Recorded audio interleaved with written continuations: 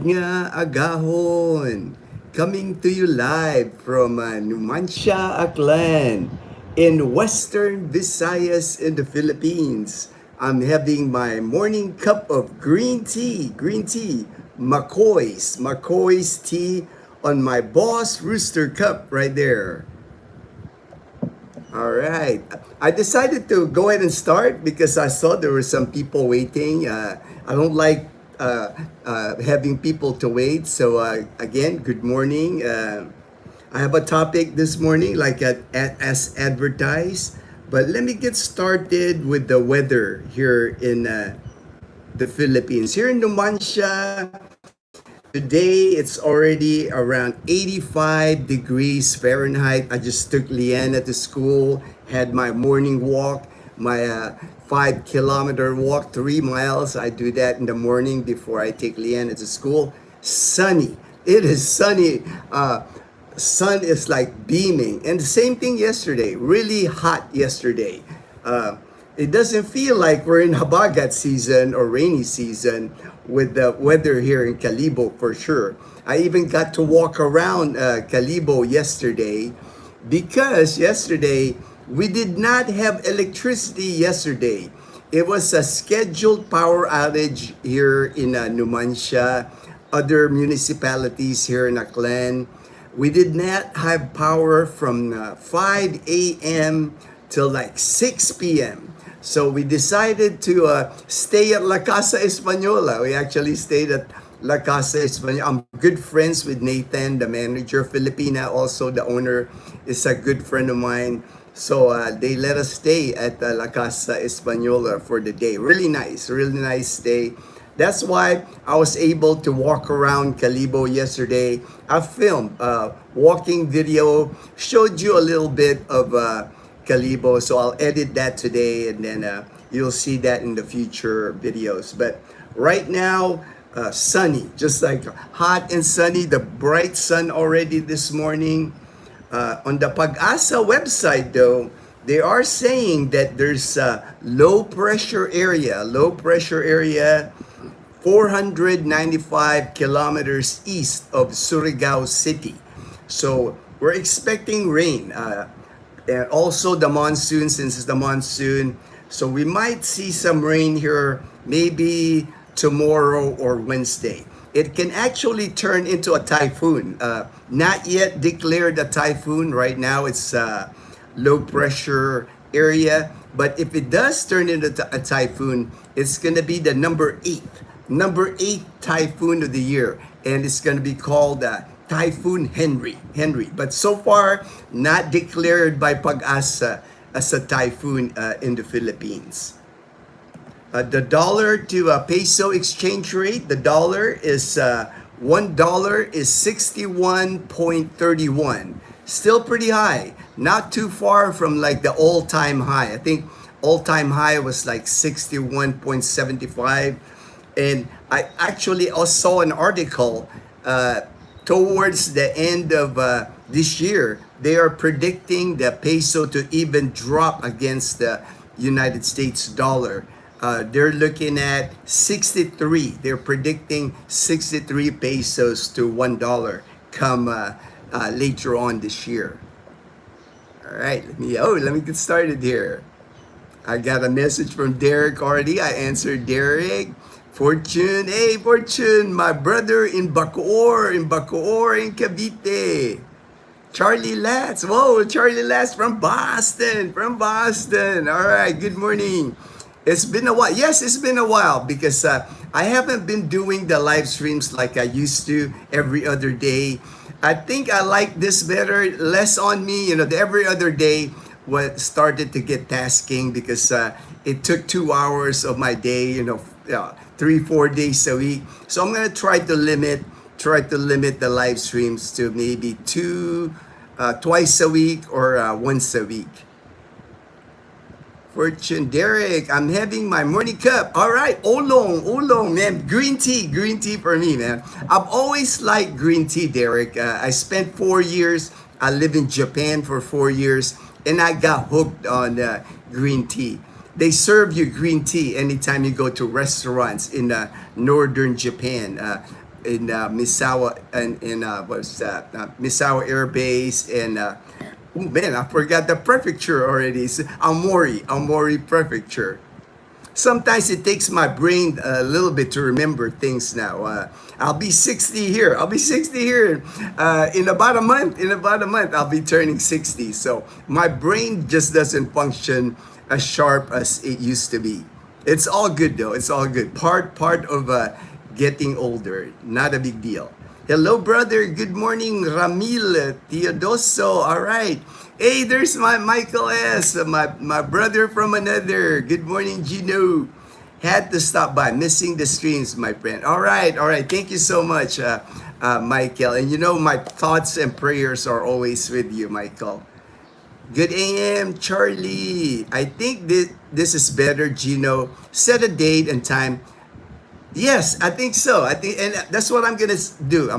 I might still do random live stream if there's like really important information that needs to be shared, or if I'm in Boracay or something, I want to show the beach in Boracay. But pretty much, I'm gonna start scheduling my live streams. That way, you know, my friends also that are vloggers, they are, hey Gino, are you doing a live this morning? So that way they know I'm on a schedule now. That way they don't even have to worry about it. And I never worried about that. I'm not the type, if I'm on a live stream and if my friend goes on a live stream, that doesn't offend me at all. To me, it's like we're all just sharing information here in the Philippines. But I appreciate it from my friends because I got good friends, man. My friends are awesome. You know, they're always like caring. And I'm the same way. I'm always caring with my friends.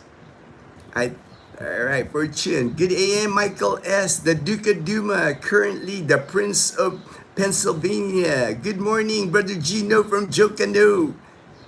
Hello, Master Fortune. All right. Hey, Daniel. Daniel, good to see you, Daniel. I know you're like out and about in the Philippines. I think you're headed to, last time I heard from you, I think Subic. I think you're in Olongapo City, man. Just enjoy, man. That is part of the experience here in the Philippines. Is when you retire in the Philippines, plenty of opportunity here to travel, see 7,000 plus islands. You know, there's so much to visit here in the Philippines. Derek, my deepest condolence. Yes, deepest condolence to Michael for sure. We're in the PI is Daniel now. I think he's in Olongapo. I think he's in Subic. I think that's the last. I can't keep track of Daniel. He's on vacation. He's still processing his SRRV in Cebu City. But he is coming here to Calibo. This will be once he's locked down his SRRV. Actually, I'm going to see him because he's attending my birthday party. My birthday party on August 1st, I turned 60. I'm throwing a party at La Casa Española. Invited my friends. Hey, if you guys on the live stream, if you're here in the Philippines, come to my party. You're more welcome, of course, to attend my party. Anyone can attend that supports our channel, of course. Michael C. in the Philippines. Hey, my brother in Tagaytay. Good morning, bro. Happy Monday. Good morning to Dazzle community. All right. Great to see ya, Fort JK fam. Fortune, condolence. Yes, condolences for sure. Sure. Fortune, Michael C. Yes, Gino and everyone. You all touched my heart when I needed it the most. Thank you for all the God bless you.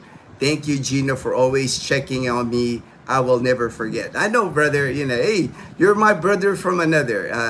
Even though I've not met you in person, I know we just have a bond, that I don't know how it is. It's like maybe we're kindred spirits, maybe something that, I just feel like you're my brother. It's like, Kamusta, Oregon, from Oregon, Lowell from Oregon. God bless my brother. God bless my brother. Good AM. Fortune, Lowell, morning, Fortune, God bless. Subic Bay, heading back to Cebu. Oh, late this afternoon. Hey, I was right, Daniel. I was right about you being in Subic, man. I'm sure you had an amazing time there. Subic is nice. Been there many times. I still have friends that live in that area, so just a great place to visit for sure. Subic, back to Cebu. All right, I'm gonna get started with my topic. And today my topic is going to be domestic travel in the Philippines. All right, there's Emilio. All right, morning, bro. Morning, Emilio. There's a direct flight, Cebu, Clark. So easy trip. Yeah, my friend actually takes that flight all the time, Fortune. He lives here in Calibo, but he's got relatives in Zambales. So he's always taking that flight to direct Cebu Pacific to Angeles City, Clark. So I know. I actually he just posted photos again that he's back in Zambales. Good AM, Lucita. Good morning, Gino. Hope all is well. All is well. All is well, Lucita. All right, I'm gonna start with the domestic travel when you're traveling here in the Philippines. A lot different. Like from the time when I lived in the United States, traveling in the United States. Traveling in the United States is everything is just efficient. Your highways, you can drive from the west coast of California, you can drive all the way to the east coast. You got nice paved highways, interstate, I think five, just several interstate highways that you can use. Here in the Philippines, one thing you're gonna have to adjust. Everything just doesn't function as efficient. I'll start with that premise because a lot of times the expectation of people sometimes when they come here to the Philippines is the expectation that they're used to where they're from. Like let's say they're from America. Like when you get Uber or the Grab, whatever. No, it's a lot more efficient. Everything just function more efficient in the U.S. Websites, you can go to website, check on schedule. You can actually talk to a person. There's a phone that you can call and ask for information. Here in the Philippines, a lot of that just doesn't exist. There are a lot of websites here, schedule for things doesn't get updated. They might provide a phone, but if you call the phone, nobody ever answers, or a cell phone, nobody ever answers. That's just the way it is. And I think if you, what I try to tell people that's moving here, just don't get your hopes high. It's like this is a developing country. Everything works differently here. There's a lot of inefficiencies here for sure. Takes a lot of patience. If you're used to like traveling in the U.S., taking public transportation in the U.S., it's easy, it's manageable. Here in the Philippines, a lot of times it doesn't work like that. And I'll start with tricycles, riding tricycles.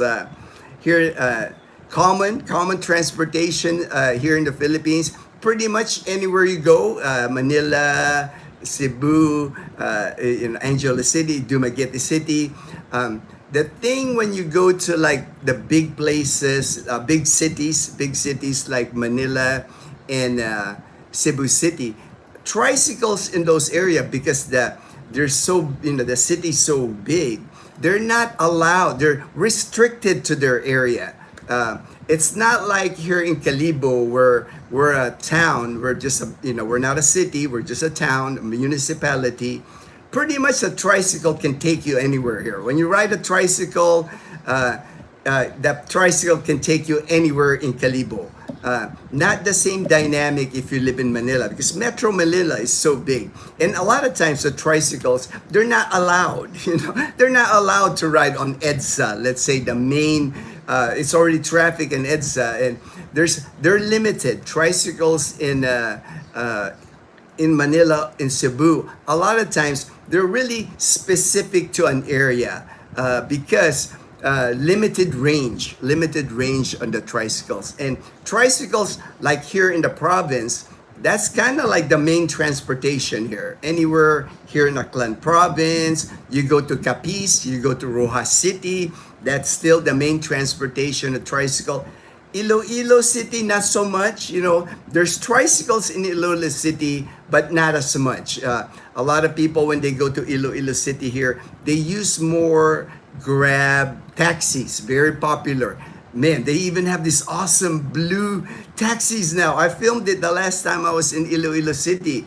They look nice. They're like brand new Toyota.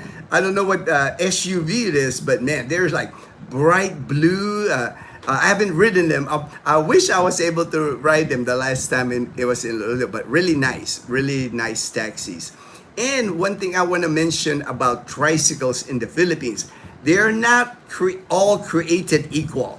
There is not like a model for a tricycle where anywhere you go in the Philippines, it's the setup. You know, it's the tricycle setup, same size, same configuration. Pretty much every area you go in the Philippines depends on the province. The tricycles are built differently. Like if you go to Angeles City, that is like the smallest tricycles I've seen here in the Philippines, the ones that I've ridden in Angeles City. Some of them even you can close it. It's got like a door that like lifts up, kind of like a Lamborghini. Lamborghini. But when you sit in that tricycle, man, you are low to the ground. That thing is like tight. You may be able to fit two adults, but not a good size American. It's not gonna fit in there. Not gonna fit in the tricycles in Angeles City. And just very low to the ground. And one thing I noticed, man, when they go in the straightaway, they take off. You know, they like to speed up. They like to speed up. In Dumaguete City, again, built different, wider, a little wider. I've ridden the tricycles in Dumaguete City. And also in Dumaguete City, the tricycle in Dumaguete City, that is actually their Grab. So if you go to Dumaguete City and you're doing the Grab app, don't expect a car to pull in and pick you up. It's gonna be a tricycle. That surprised me the first time I was in Dumaguete City, because I was like, oh, okay, that's pretty cool. I'm surprised they haven't copied it here in Calibo, because so many tricycles here. It'd be nice to get a Grab tricycle in Calibo, because usually two common ways to ride a tricycle, pretty much anywhere you go in the Philippines. One is kind of like jeepney style on a tricycle, where you flag the tricycle. Usually there's already passengers in the tricycle and they'll come get you. Like here in Calibo, our tricycles, there's actually 2 seats in the front, and if you can believe this, they fit 4 people in the back. On a tricycle, 4 people in the back. I mean, it's tight in there. Like me, I'm 5'10". I got long legs. I'm like squished in there, sardines. Sometimes I gotta point my knees towards the opening in the back if I have to sit, because you have to sit with like 3 other people in the back. That is like the fare for that is 15 pesos. 15 pesos. If you're riding in a tricycle in Calibo, where there's already people sitting in there and the guy pulls in and you just hop on it, 15 pesos, 25 US cents. You just ride a trike, and of course there's other passengers, so it just works like a jeepney. It'll go to like different parts of Calibo to drop people off, pick people up. So it might take you longer when it's like that, when it's like you're commuting with other passengers. Now, you can always get a private ride. When you see a tricycle that's empty, you can flag that tricycle, and that happens anywhere in the Philippines. You can do that Boracay with the e-trike. You can do the same thing. When that tricycle comes towards you, you can bargain with the driver. Like for me yesterday, I walked from Calibo to Mang Inasal. Good walk, I would say 2+ kilometers in the heat. Man, the heat. So I had my umbrella, but on the way back, I was carrying like the Mang Inasal. I got my GoPro, I got my umbrella. So I was like, man, I'm just gonna ride a tricycle. So I flagged the guy. The guy comes up to me, and I go, Kuya, I want to go to La Casa Española. How much? And that's where the negotiating starts. He gives me a look. He goes, 80 pesos. And I said, no, because I know usually for a private, it's about 50 pesos, 50, 60 pesos in Calibo. So I told him, how about 50, Kuya? And yesterday was Sunday, not a busy tricycle day. So it's like, okay, I'll take you. So he took me by myself on the tricycle, 50 pesos, less than $1. You'll see it on my video. and he just takes me from Mang Inasal, and he's not picking up any passengers because I already negotiated with him that I want a private ride. So he's just booking through Calibo. It's like passing all the other tricycles. Got me to La Casa in Española in record time. I think I got there in like 6-7 minutes. He was going so fast on the streets, but that's how it works with the tricycles. You can always contract him for a private ride. You can also contract him for a private ride. I've seen it happen here. A friend of mine was moving from one apartment to another. He rented like 3 tricycles, and the guy actually, he moved his couch, he moved his refrigerator, he moved his dressers. 3 tricycles he used.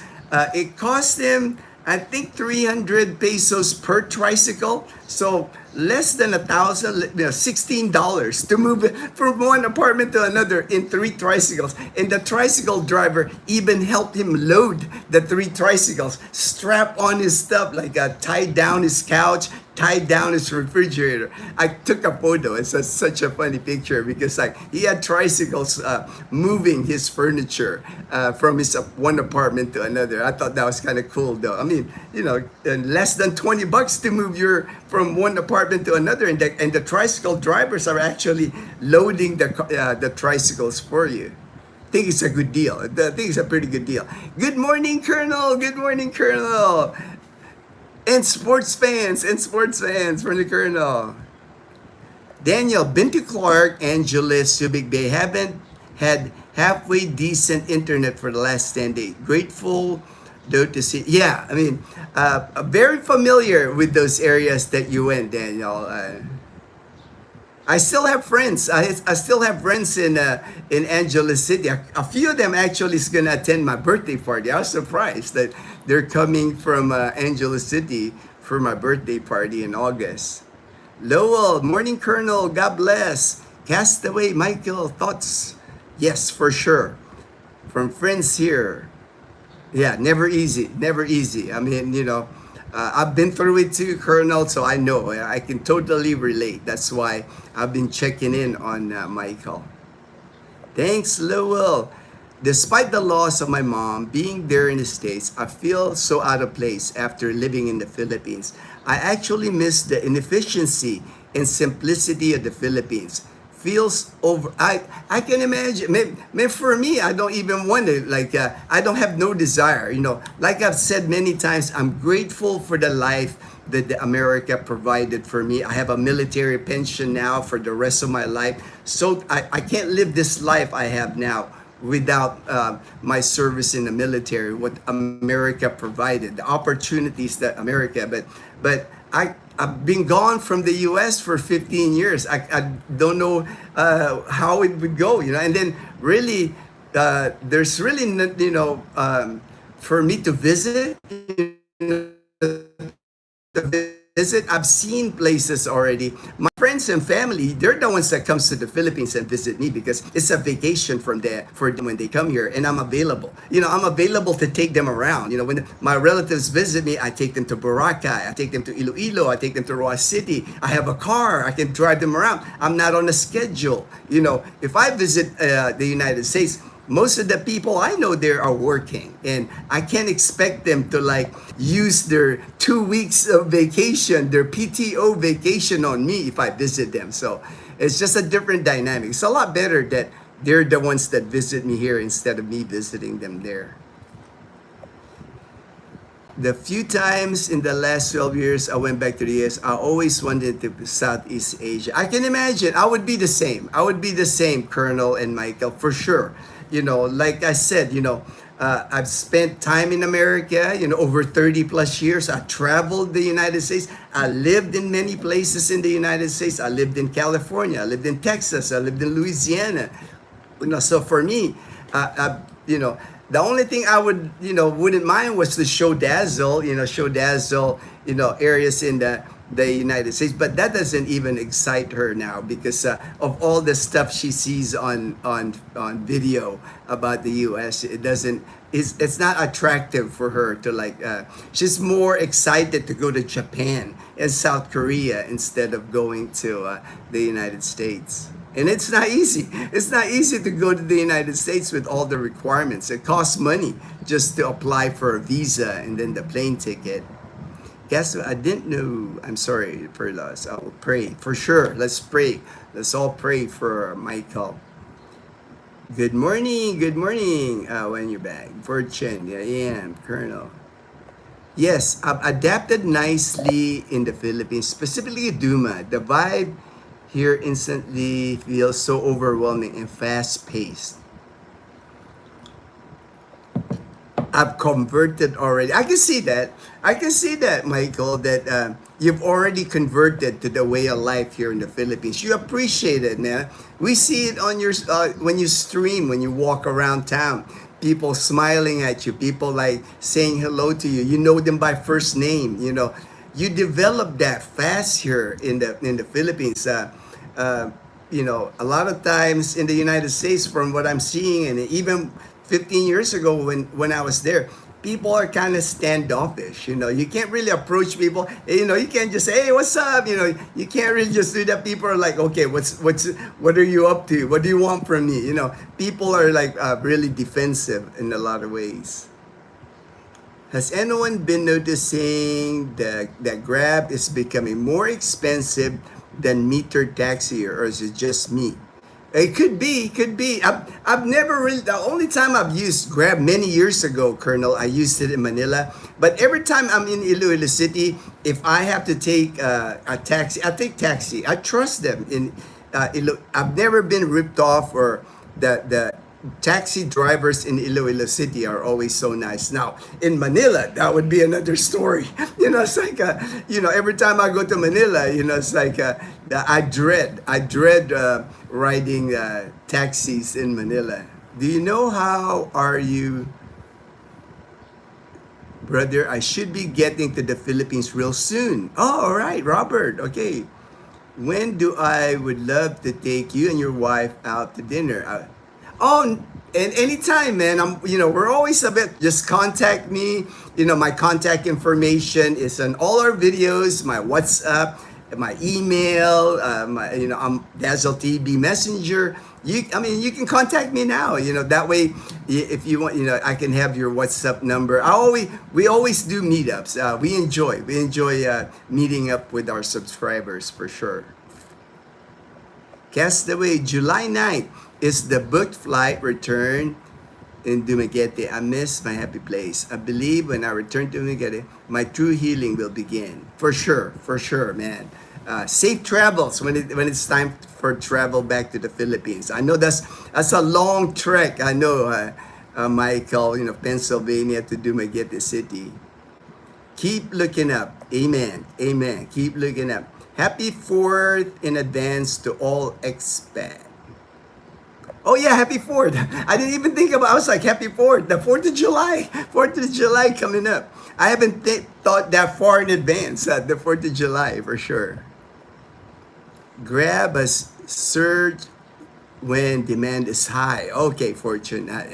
Makes sense. You know, I mean, they got to make their money. Nice, Mike. I felt that too when we were in Bohol, Panglao. Different, especially in the Visayas. Yeah, right? Fortune. I know that, you know, Fortune. That's why I dread going to Manila. I got friends in Manila now. They're inviting me. I got a friend in Manila. He's got a condo in Makati. He's like, hey man, use my condo. We're not using it. And you and Dazzle can stay as long as you want in the condo. But it doesn't excite me to go to Manila just because I'm so used to provincial life. You know, I'm so used to the humbleness. That's the thing that I see that sticks out to the people here in the provinces. The humbleness of people here. People are just ordinary, my kind of people. You know, where you wore flip flops, you wear shorts, board shorts, and a t-shirt, and go anywhere. You know, whereas you don't get that vibe when you're in Manila. Everybody's so, you know, everybody's decked out. Everybody's like, man, looking all professional. Nothing wrong with that, you know. But I don't even have many pants. I don't even have many pants. I got one pair of jeans and one khaki pants. So I just don't fit in. I don't fit in the Manila environment now. I'm more provincial now. I've lived a lot of years living in the cities already. God bless. All right. Hey, Kurt, Niels. Niels is right. Hello, hello, Niels. Vegas. Customer service is way better in the U.S.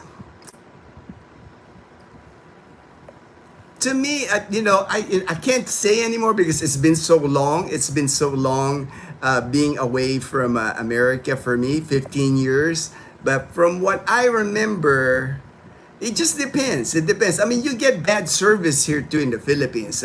It's not, it's hit or miss actually.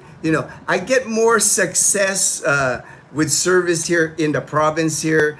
Even in Iloilo City, I do get service there. But I've gone to places also, just like anywhere else, It depends on the restaurant, it depends on the hotel. Now in Manila, I use Grab, not taxis. I can't blame you. That's the only time I've used Grab, Colonel, is in Manila because I dread riding the taxis in Manila. You just feel like they're gonna rip you off in Manila. Wow, everybody's here. All right. Thank you so much. Thank you so much for everybody joining the live stream. I appreciate everybody's time. All the military veterans here. All right. Hit the thumbs up. Hey, JB Kaleo, good morning. Master Sergeant Gino and the posse. I'm at Asia waiting for my Dr. De Jose, Dr. Perezino was cardiologist. I saw. All right, good. Good deal, JP. I'm glad you're finding your doctors, getting your refill. I know you're almost out of your medication, 6 months supply you brought from the United States. Keep me posted, man. Let me know if you need anything, JP. And keep in mind that the 4th of July this year, 250th anniversary, United States of America. All right.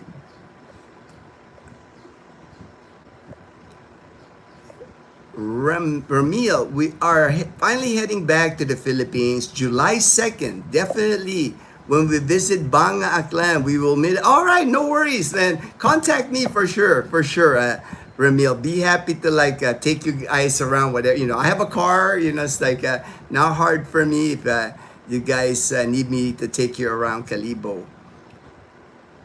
I have Sense sunshine. All right, Mel George, thank you for the sunshine. I'm getting plenty of sunshine, like right there. I got my blinds down, so if I don't, the sun will be like, I'm a direct hit from the sun. I have a condo in BGC. I'm used to the city life. Yeah, and understandable. I mean, for me, I just more for myself. I just find it more conducive, like retirement life here in the province than the city. I'm not knocking the city, it's like, I have friends that, like I said, my friend Lawrence, he lives in Makati. He's got a house, he's got a condo, he's got a nice lifestyle in the city.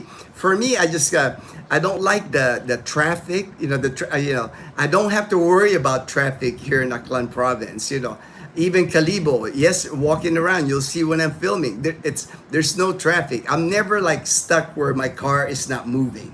I never experienced that. Maybe at the traffic light, but that's about it. In Manila, it's you get in that traffic on EDSA, on Pasay, by Mall of Asia. There's just a lot of traffic everywhere. It's hard to get around. It's hard to get around in Manila. There's an ongoing debate in the World Cup. U.S. restos are complaining you're not tipping. Oh man, get it? Yeah. Well, the thing in America, I was a waiter. One of my part-time work in America, used to be a waiter when I was in active duty military. I always said a part-time, and one of them I was a waiter because they have that system in America where, if you're a waiter, you don't get even the minimum wage. If the minimum wage is $10 an hour, they give you $2.50 an hour because they know you're going to make it on tips. To me, that's kind of wrong. It's to me, they should pay you what's minimum wage if they're not. Why is it called minimum wage when they don't give you minimum? I thought that was the minimum that you, if you're working, but they look at, because you're gonna get tips from the customers, that they look at that as your income. Lowell, morning, JP, Derek. We've been in the Philippines. Now my wife misses her grandchildren. For sure. That would be one of the things that would be hard. I know I have friends in the United States. One living in Maryland. He's going to retire now. The one thing he wants to move to the Philippines, but he's got close bonds with his kids and his grandkids. That's why it's holding him and his wife from moving to the Philippines, because he's got that dynamic in the United States.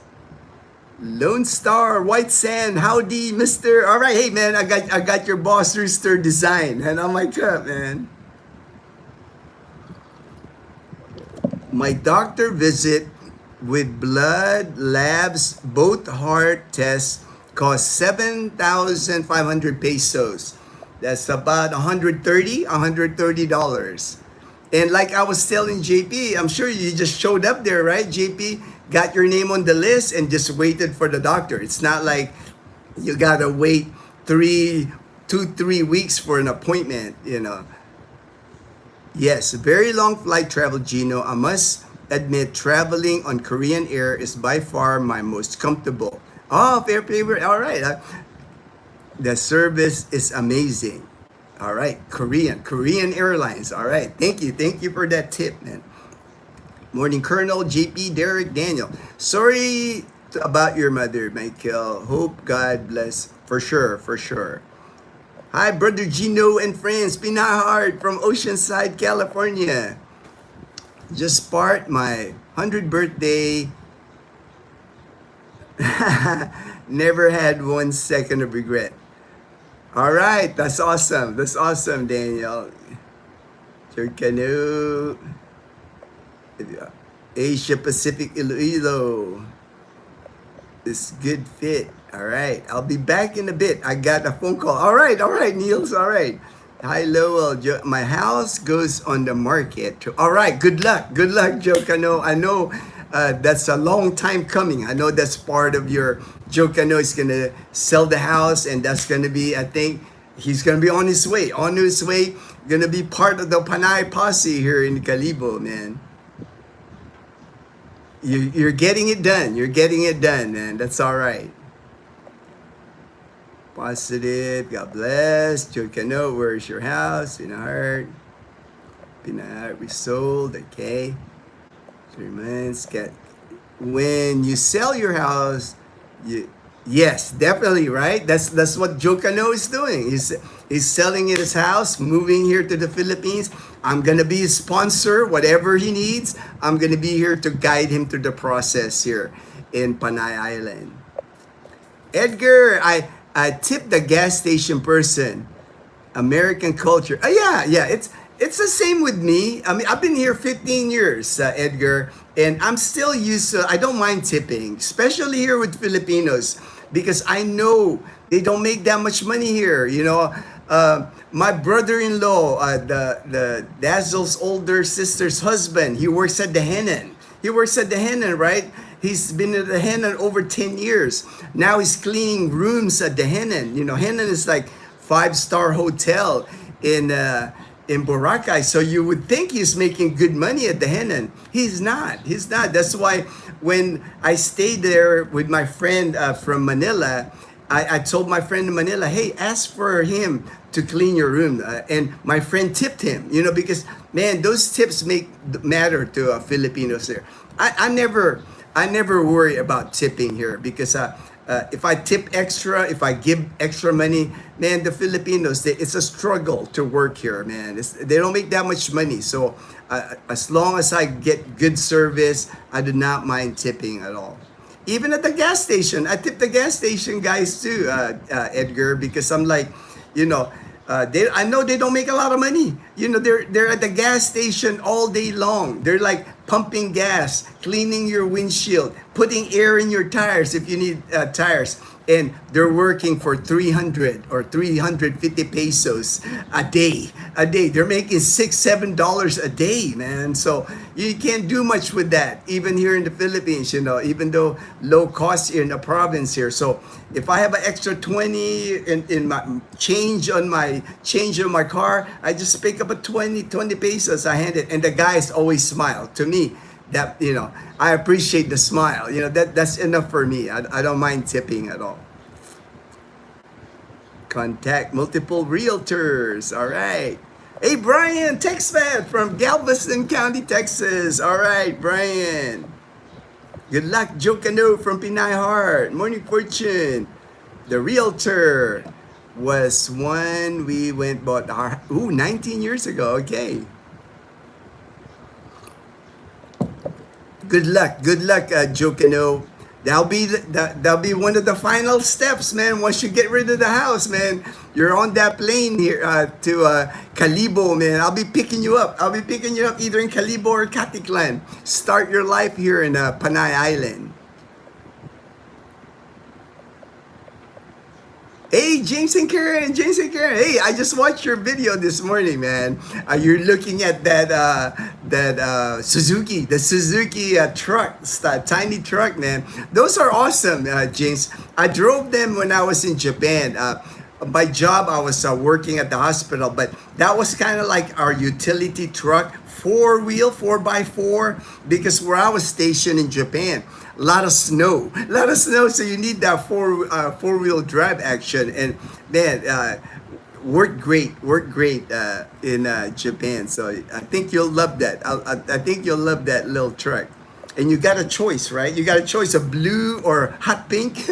I think you might go with the blue. I think unless Karen likes the hot pink color. Hello, Fortune. Looking forward to meeting Adam. Pinay Heart. All right. I tip the gas station if they don't spill. Oh, Blue Arrow. Yeah, right. Because that's one of the things when you're putting gasoline on the gas tank of a motorbike. They at the end there, they gotta tap it a little bit, or else when they lift it, it'll drop gasoline on like the plastic part, not on the tank. I know exactly what you mean, JP. Good morning, Edgar. All right. The preparing mentally moving back. Looks like my husband wanted to make it sooner. LOL. I think the Suzuki is right. I think so, man. You're gonna love that, man. You're gonna love that. I saw the blue even has the hood, the cover in the back with the back seating in the back. You can carry passengers sitting down in the back. That'll be nice, man. Check up. Yes, for Captain Ron, JP's just he's run out. He when he came here in December, he had 6 months supply of medication. It's running out. So he's got to pick his doctors here now in Calibo, and now he's getting prescriptions from his doctors in Calibo now. To me, that's like the thing anywhere, right? When you come to Calibo, you got Asia Pacific Medical Center. That's probably one of your first stops if just even for a checkup, or even to just get a doctor in place. Like, even if there's nothing wrong with you, you don't need medication, it's not a bad idea to go to Asia Pacific Medical Center, get a full lab work done on you. It's gonna cost you $50. $50 for like your cholesterol, sugar, creatinine. Get that all. That way you have a baseline on when you arrive in the Philippines. You have, these are my numbers when I came to the Philippines. So 6 months down the road or 1 year down the road, if something goes wrong with you, you start not feeling right, you got that to show the doctor. Hey, when I came to the Philippines, these were my numbers. For $50, a full blood workout, and then go ahead and pick your doctor. Find a general practice, family practice doctor at Asia Pacific Medical Center. Don't wait till you're sick. That way the doctor can at least check you up, do a full physical, run tests on you, make sure you're in tip-top shape, and then That way, 6 months down the road, a year, if something happens to you, you got a doctor already in speed dial. You'll be like, hey, doc, it's like something's wrong. I need an appointment, and the doctor will appreciate that more than you showing up in the ER with like no medical history. I'm medical. I know how important it is. Doctors love that when you can go in there in the hospital and have a medical history already with that doctor. And then you got the rapport with the doctor already. You can find many doctors here, and a lot of them are really friendly, and they'll remember you because you're a foreigner, you're a Kano, you're on a farm. They're not gonna forget you. If you visit a doctor, they know who you are. You're gonna stand out anyway. They're gonna take good care of you anyway. Benai Hart, maybe James Karen can wait 2 months more. Reveal. Oh, that's right. That would be the pink or the blue, the gender reveal. With the gender reveal, that's funny. Are you Pinay? All right. The foreign soccer players love ranch dressing. Ranch dressing. That's funny, Derek. James, the pink truck will match the pink curtains. Keep looking, James. For sure. Get exactly what you need. But I know, James, for sure. Get a 4x4 for sure. You want the 4x4 instead of the two-wheel drive. Because I know James, man, he's adventurous. He needs a 4x4. James, speaking of pink vehicles, the flamboyant son, former Vice President Lopez. Wow, used to go Iloilo, pink limousine. I've never seen that pink limousine. Kept her in place, away from expecting me to rescue them. For sure. That's one of the things, right, Pinay? It's like for us Philam, for Filipino Americans coming back here to the Philippines, that's one of the things. It's like our Filipino relatives here in the Philippines. A lot of times they think we're super rich because we lived in America, we worked in America. When they come back, when we come back to the Philippines, it's like that's why I picked Boracay, because I picked Aklan because I don't have relatives here in Aklan province. I'm not from here. I'm born and raised in Manila. He lived the pink mansion. Wow, burned down. Oh, it burned down. All right.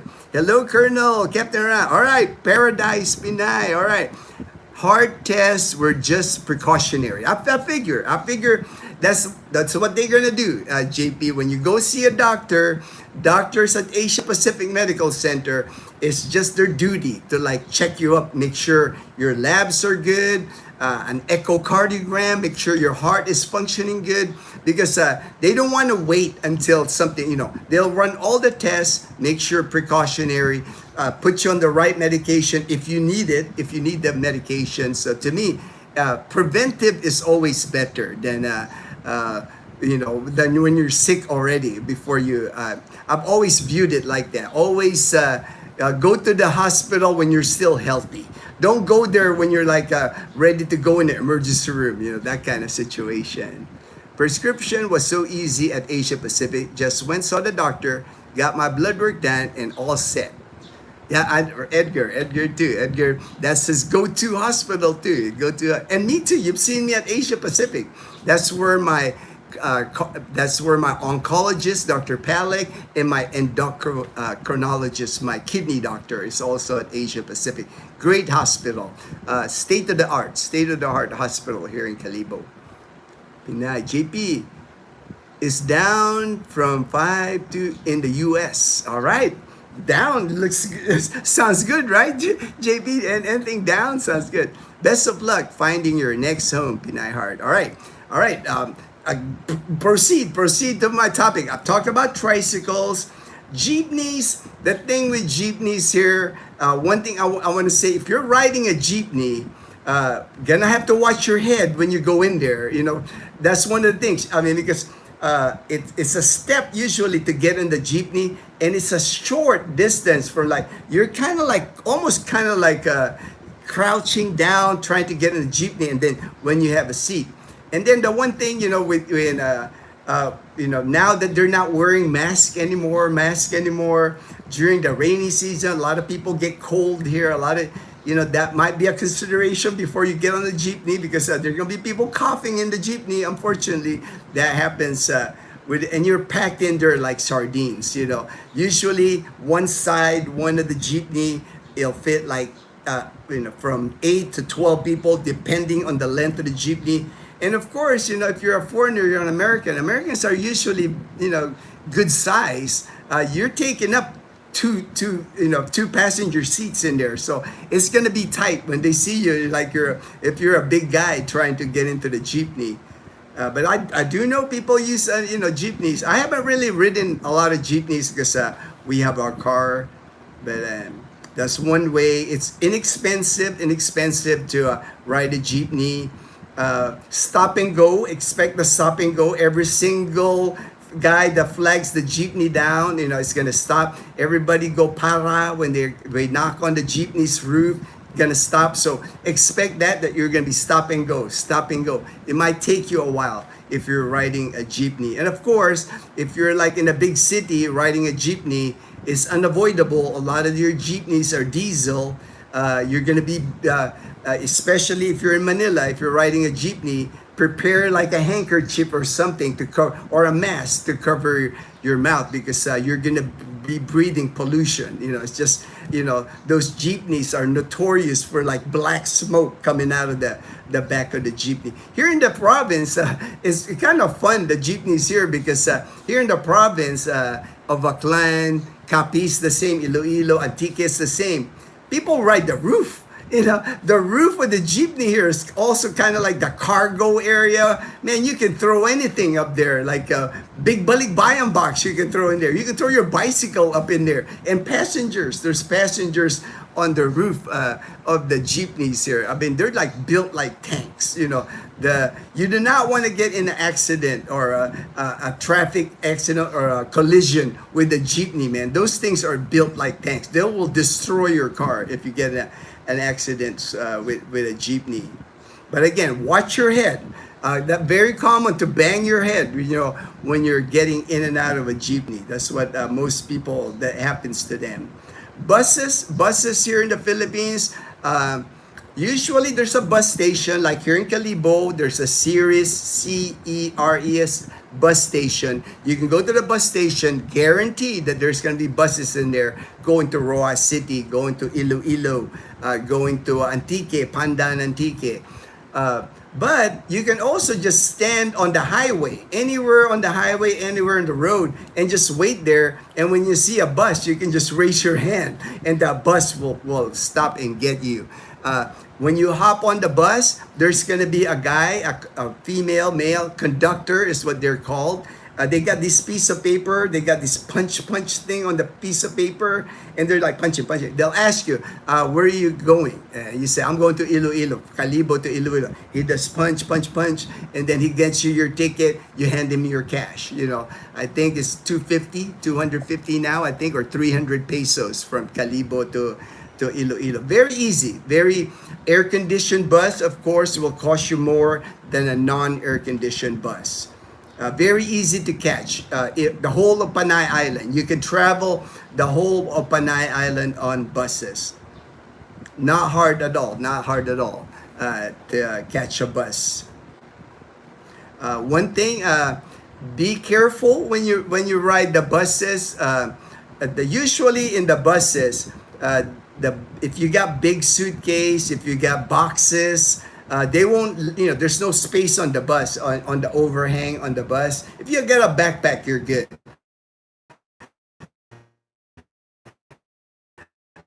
But the bus, you really have to keep an eye on your stuff when you go underneath the bus. I recommend watch where they're putting it in the bus, underneath the bus. Like sit on the window seat where you can kind of look if somebody lifts the bottom of the bus, and when they take out something, right? Because during the travel, if you're going from Calibo to Iloilo, the bus will stop, like I said, at different locations on the street.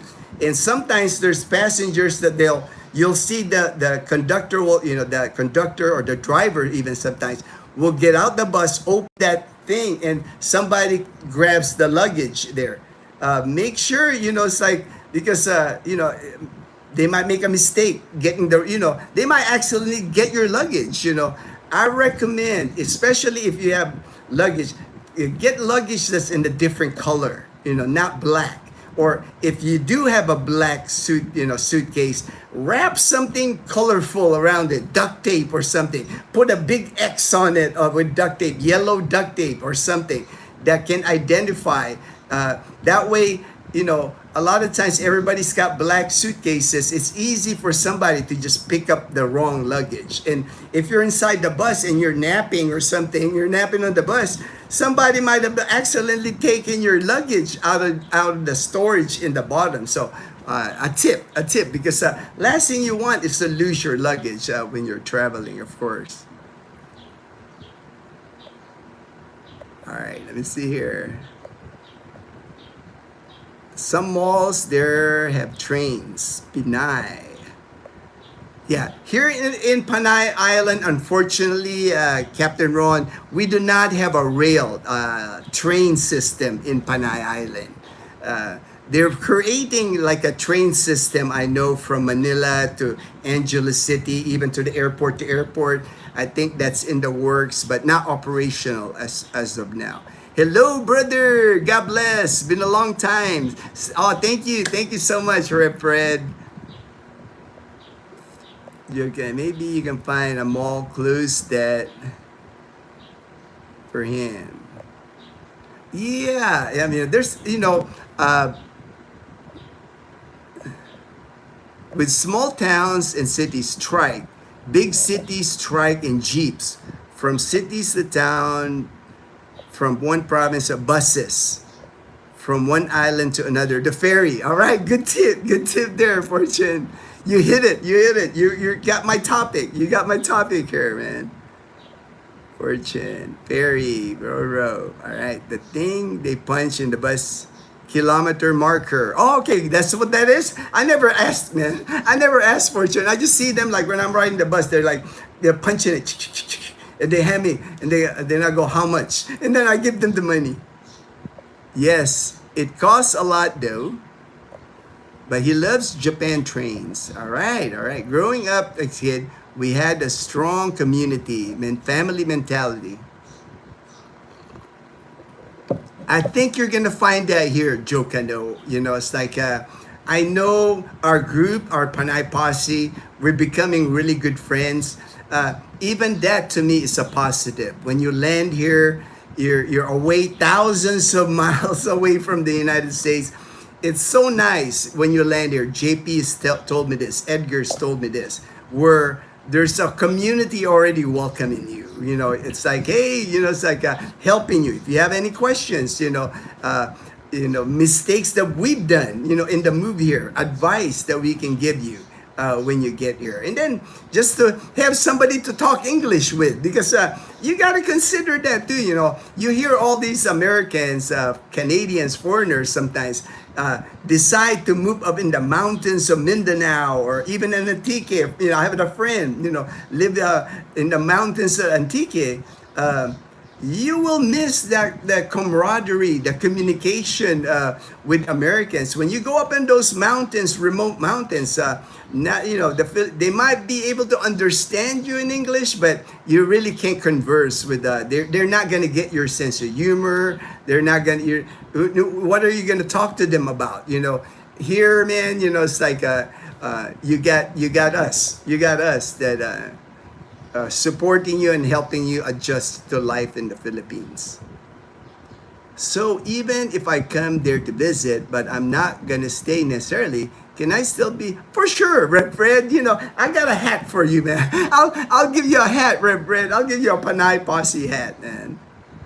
In 9/11, because I know you, Red Fred. I know you got a good heart. You're genuine, and that's what we want to be part of our group. We want good people. It slowly died until 1989. Oh, okay, Red Fred already are with your friendship with Gino. Exactly. You already are. You're already part of the Panay you know, you're an honorary member already of the Panay Posse. All right. Okay, now I'm going to the bus. Talk a little bit about the taxi. Very tricky when you're riding the taxi in Manila, in Cebu City. Pricey, pricey. I rode a taxi from even in Mactan, Newtown, in Cebu. When Dazzle and I went to Cebu, the taxi ride to our hotel, man, I think it was already like 600 pesos, like $10, you know.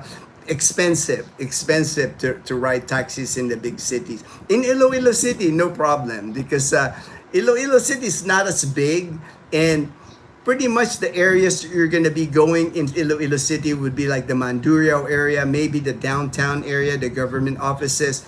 I never spent more than 150 pesos on a taxi in Iloilo City. About $2.50 is the most I've spent. But in Manila, in Cebu City, you know, it could reach like 1,000 pesos. Easy, easy. Be careful. That's why prefer Grab to use if you're in Manila or Cebu City. At least you know the price, right? It's the shock. It's the sticker shock at the end when you're getting dropped off, and then you look at the meter. You look at the meter of the taxi, and that's if they use the meter. You know, they're supposed to use the meter, but you know, there's some trickiness going on in Manila and Cebu City with the taxis.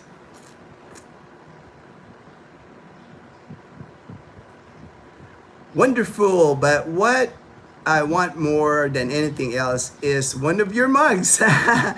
Whatever mug you want, Rev Fred. If you want my coffee with Gino cup, if you want the Boss Rooster, just let me know. I'll have a cup ready for you, Rev Fred. Wonder if the tracks are still there. No more, Captain, but life travel around the world. A lot of times, if you just jump into a taxi and go somewhere, you'll be surprised at the end, right? You'll be surprised at the end. Like, you know, that has happened to me in Manila, unfortunately. I know exactly what you're talking about there, Rev Fred. Talk to Panay loop train, but you know it is. Yeah, it's gonna. I don't expect them to ever have a rail system here in Panay Island. Just costs too much. You know, just costs too much in construction. All right, driving a car. I have a lot of experience with that. You know, our Toyota Wigo. I put miles on our Toyota Wigo. I've taken our Wigo on the ferry to Luzon, from Caticlan to Batangas. I've taken it a few times from Dumangas, Iloilo to Negros Island on the ferry, the Roro. So I have a little experience taking the car. The car is always the best mode of transportation, of course, as far as comfort. You know, it's a luxury for most Filipinos, and for me, I'm a I could have gotten away without buying a vehicle, the bumblebee or tricycle, to get in town, get our groceries and all that. But to me, it's a luxury. It's nice to have because we're able to, you know, island hop with our vehicle. It's just you see more. Like when we were in Luzon for 30 days, we got to stop at roadside stands. We got to do a lot of things that when you're riding a bus, you know, the bus, you know, unless, you know, that's your final destination to stop, they're not going to stop. Usually the buses, like if they're traveling from Calibo to Iloilo City, in the middle point in Capiz, they might stop at a restaurant for a rest stop, you know, so the passengers can use the restroom, buy snacks. But usually one stop at a rest stop. It's nice when you have your own car when you're traveling, for sure. We drove all the way to Baguio City in my car. We drove all the way to Pagudpod in Ilocos Norte, you know, all the sites, you know, the windmill, you know, it's just nice when you're traveling in a car. But again, it's a luxury, you know, it's like to have a car here. But the one thing, if you are gonna drive here in the Philippines, you're gonna have to throw everything that you have learned as far as the proper way to drive. throw it all out the window. Doesn't apply here in the Philippines. When you go to the LTO to take your test, you have to know all the rules. You have to know all the rules. You gotta, if they even ask you to take the test, because that might not even be a requirement. If you have a U.S. driver's license converted to a Filipino license, chances are they're not even gonna make you take the test at the Land Transportation Office here. But but the Filipinos that are getting their license for the first time, they're supposed to attend driving school now. Like Dazzle, she had to go attend driving school and supposed to take a test when to get their license. But everything that they learned, like that they teach at the driving school here, that the tests at the LTO, you can pass the test. But whatever they do at the LTO, that doesn't apply on the streets. On the streets, there's another. It's kind of like the rule of the road kind of thing. It's like four-way intersections. There's really who's got the right of way. The person on the right doesn't apply. It's really you kind of you get to an intersection. There a lot of times in the province here, intersections don't have traffic lights, don't have stop signs. It's just like it's just, and you get in there, you just kind of look at each other, oh, you go, kind of deal. It's like I said, be very defensive when you drive here.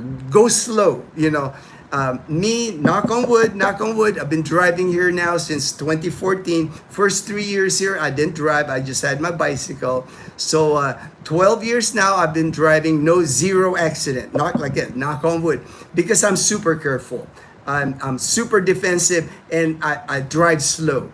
I figure if I'm driving slow, chances are, even if I get an accident, it's not going to be a severe accident. A lot of times, speed, if you go faster, the accident's going to be bigger if you get in an accident. Motorcycles. JP even told me this. If you're not an experienced motorcycle rider like JP on Blue Arrow, JP was riding motorbikes in the US. He had a big bike at 18 years old. So he's been riding motorbikes his whole life. If you've never ridden a motorbike, like me, I've never ridden a motorbike in my life till I moved here to the Philippines. That's why I have Bumblebee. The minute I bought the motorbike, I tried it. I could ride it good, but the minute you get into traffic, I'm going like, ooh man, this is kind of scary. So I got a sidecar for it. Now it's more steady. Even Dazzle, I have no problem Dazzle taking Bumblebee or riding around on Bumblebee, because I know if she gets bumped or something, at least she's not gonna fall on the bike and splat on the road. The tricycle's pretty steady. But if you've never ridden a motorcycle, think twice about getting a motorbike here in the Philippines and riding here, because for me, like I said, I bought the Yamaha 125cc MIUI in 2016. I think I drove it for a month without the sidecar, and I said, man, I gotta get a sidecar, man, because I'm gonna die on the road here, man, because the motorbikes here, there's really no rules with the motorbike. You see motorbikes here go against the flow. Counter flow is what they're called, going straight at you. They come out of nowhere. They'll get in the intersection. They're not even slowing down. They're flying through intersection. Very tricky to ride motorcycles here. Now, if you're experienced, like I know James, man, James is on a motorbike. He's my idol, man. James is he's like Filipino. He's a Filipino motorcycle rider, because he rode a motorbike in Cebu City, man. I was amazed. I was like, dang, man, James, you got it going on, man. But he's been riding motorcycles for most of his life. He's very experienced. If you're not experienced on the motorbike, the Philippines is not the place to learn. Not the place to learn how to ride a motorbike and then get on the road here in the Philippines. Many accidents here on motorbikes. Not just Filipinos, expats. I see it all the time, man. It's like... And if you're older, you're older, we're in our senior age, an accident on a motorbike, man, you can damage your hip, your knees. You can have serious damage that can't be repaired at our age, at this time of our life, man. They actually talk Panay loop train. All right, can run. Frodo, I mean Fortune. How is Roro, Panay, to Luzon? All right, Roro. Okay, all right, Ramil. I was talking a little bit about my car. When you take the Roro, the roll on, roll off, there's certain levels, like as far as like the quality of the vessel. To go ferry T the number 2 GO to go, to me, is the best one to take. Of course, the pricier one with Starlight Ferries is pretty good also. But there are some that are like generic. The generic, I call them generic because they don't have a logo. They're just a Roro. They're just a boat. You might pay less, but again, the quality of the ship, the quality of the experience. One thing with the ferries, when you take them, like I said, the to-go's got better accommodations. Even you can even have a private cabin. I've taken the private cabin before. Really nice, own bathroom. You can shower in your own bathroom, a bed. But there's areas where it's air conditioned with bunk beds, and then some not air conditioned. To me, the thing I noticed, like with anything else, unfortunately, here in the Philippines, with the ferries, usually the problem is the restroom. That happens at the port, at the airport, the ferry port, inside the boat. You're not going to be finding a clean restroom. So if that's an issue with you, if that's an issue about your restrooms here, you'll be lucky if there's soap in there, like a soap dispenser. Paper towels, don't expect. Toilet paper, don't expect. We always carry our like baby wipes. Always carry baby wipes in the Philippines. You're gonna thank me. You're gonna thank me because bathrooms, unfortunately, that's one of the things that Filipinos don't do a good job on, especially public restrooms or comfort rooms here in the Philippines. And then with the Roro, when you take the Roro with your vehicle, it can be a nightmare. I'm not gonna lie. It's like a lot of waiting. One time I took Roro, not with to-go, not with Starlight Ferries. The only thing available was, like I said, the generic ships going from Iloilo to Bacolod, the 4 hours on that ferry. When the vessel came, it don't look much, man. It rusted. It wasn't, man, is this gonna make it? Is this gonna make it to Bacolod? But hey, you got no choice. You gotta be adventurous in the Philippines. This ain't America, where everything is like nicely provided for you. So there's really not a system. On booking. Like you can't book online. You can't book online on the ferry or your car or your motorbike to take on the ferry. You would think, it'd be nice to have like reserve it for the scheduled time of arrival. There's none of that here. Maybe in Manila, maybe I've never, maybe the more bigger cities, but here in the province, you just show up there and hope that there's a boat that's coming. A lot of times the people there on that day that you're going there usually can tell you what boats are arriving on their schedule. I recommend, if you're taking a ferry, go the day before. Like Dazzle and I, we took the ferry from Cebu City to Tagbilaran City. We were going from Cebu to Bohol. That port where you get your ticket to get on the fast craft. The fast craft, no vehicles, just people transporting people. If you go there, like if you show up there, there's gonna be a few of those fast craft they'll display it on the window that says the departure time, that they say 9 or 11. If you want to catch that 9 a.m., make sure you're there by 6 a.m., at least 3 hours, or it's going to fill up, or you're not going to be able to get on that 9 a.m. one. Or the better choice, go the day before. Go to that, buy your ticket the day before, and then just stay in Cebu City. That's normally the way it is here. It's unfortunate like that.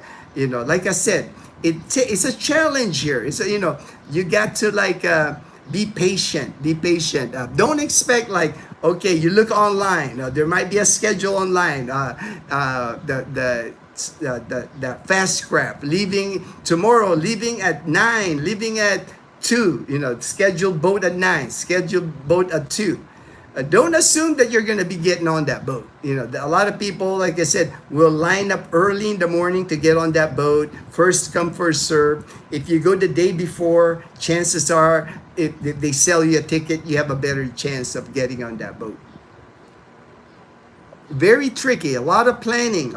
You got to be flexible when you travel here. That's why for me and Dazzle, when we travel, the airline, the ferries, you just got to be flexible. And that's one thing nice. We're retired, right? We're retired. So for me, you know, it's like if I have to stay another day in Cebu City, if I have to stay another day in Bacolod City or Dumaguete City, it's not an issue, you know, because I'm not on a schedule.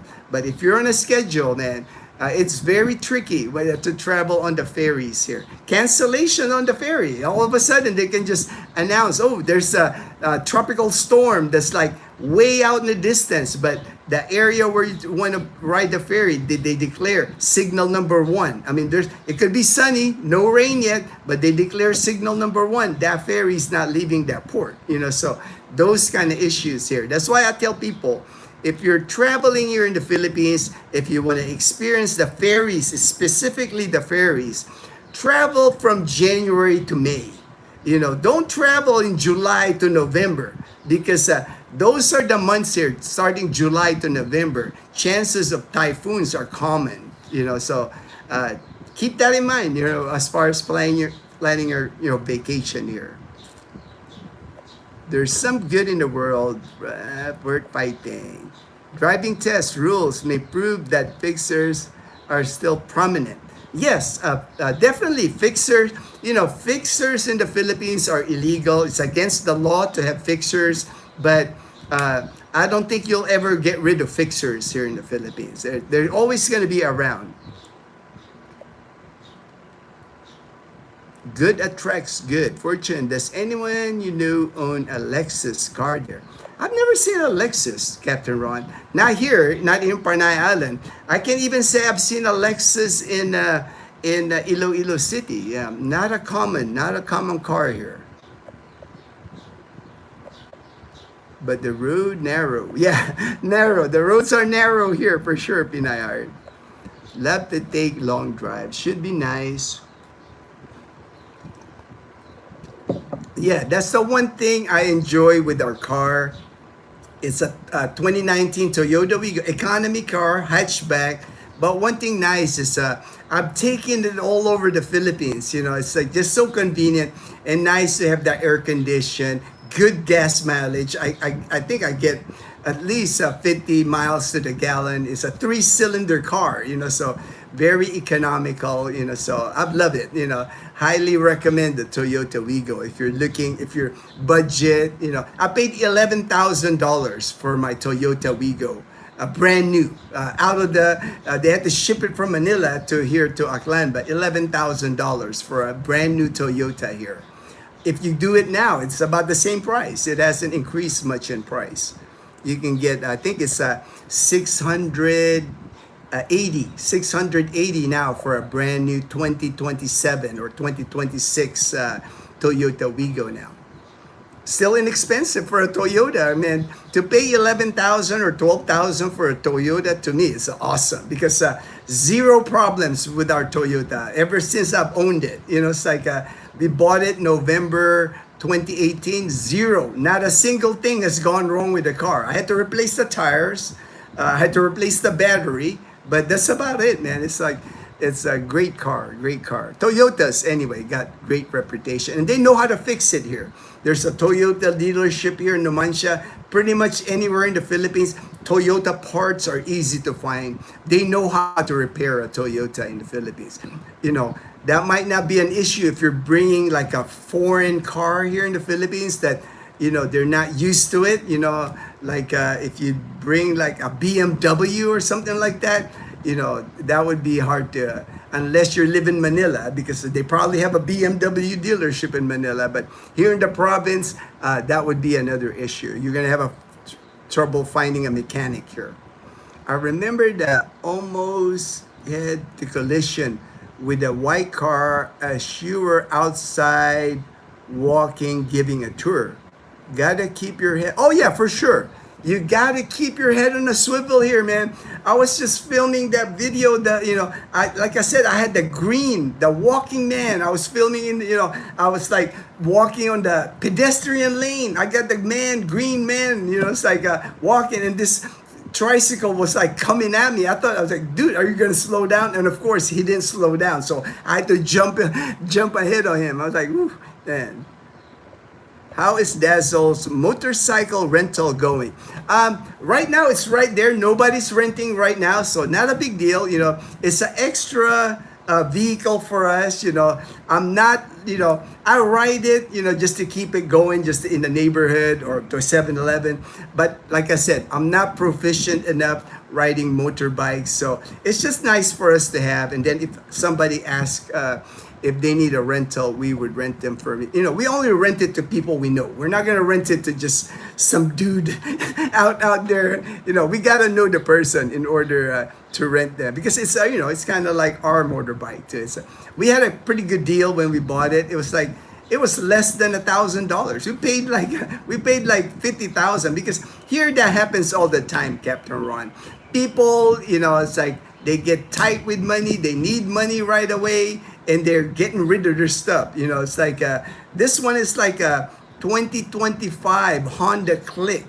It has like 6,000 kilometers, not even miles, 6,000. And the guy sold it to us for like $900. You know, so to me, it's a no-brainer to buy. You know, because I can just keep it in the garage. You know, I got like our carport where we keep it, and then somebody wants it to rent from us. We, you know, that we know that we know that's not a knucklehead. You know, we will rent it to them. But it's just nice to have an extra vehicle. And then one day, if I have to replace Bumblebee, because the motorbike on Bumblebee is now 10 years old, you know, it's like eventually I have to replace the motorbike. I can just put that Click on Bumblebee, and that will be the new motorbike on Bumblebee. Friends, bathroom tissues, right?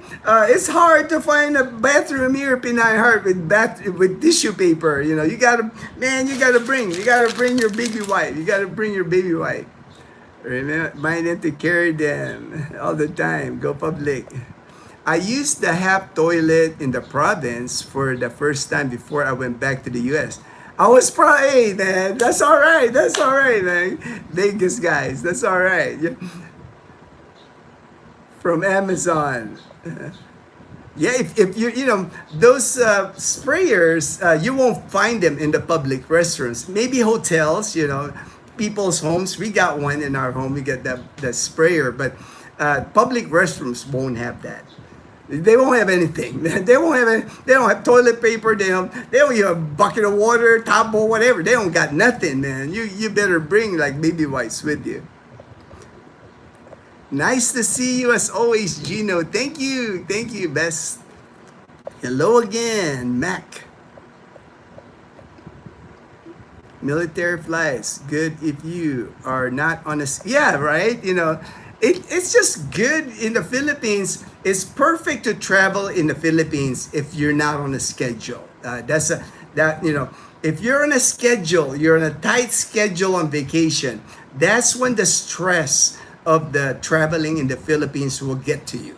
You know, because if you got a limited vacation time in the Philippines, let's say 3 weeks, 30 days, and you got to visit here, you're on a tight schedule, that's when stress will get to you. You know, it's like for us, when we travel, we're not on a schedule. So to us, everything, it's part of the adventure. But I could see the frustration because, especially again, if you're traveling July to November, not only the ferries get canceled here, flights get canceled here, domestic flights get canceled here.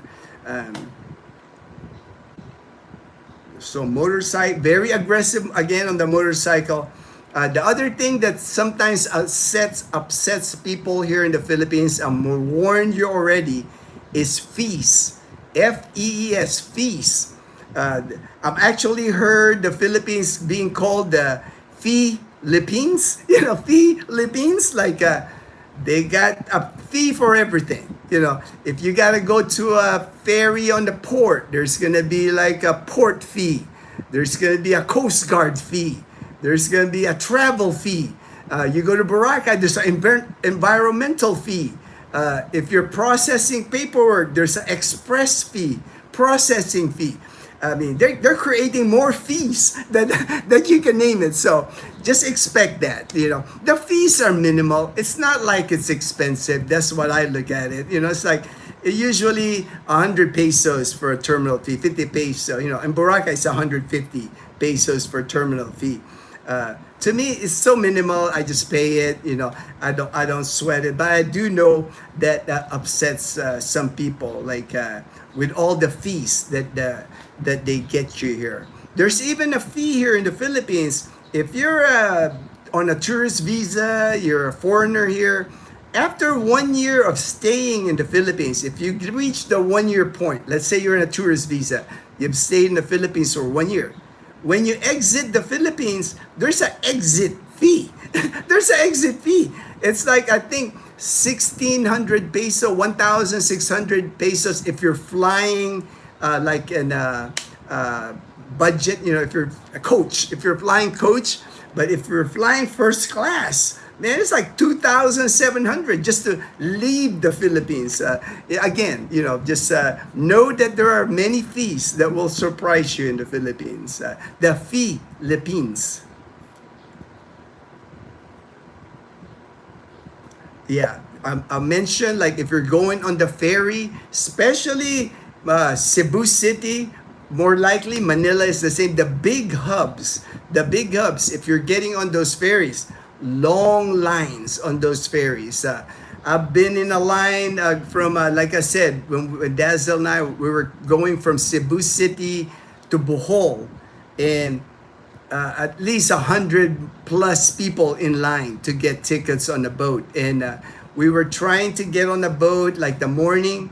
The 9 was the first boat. They have several boats, 9, 10, 11. I think we finally got in on the 3 o'clock boat after standing in line for at least 3 hours. That's how long we had to stand in line. So that's the thing. That's just the inefficiencies that you'll have here in the Philippines.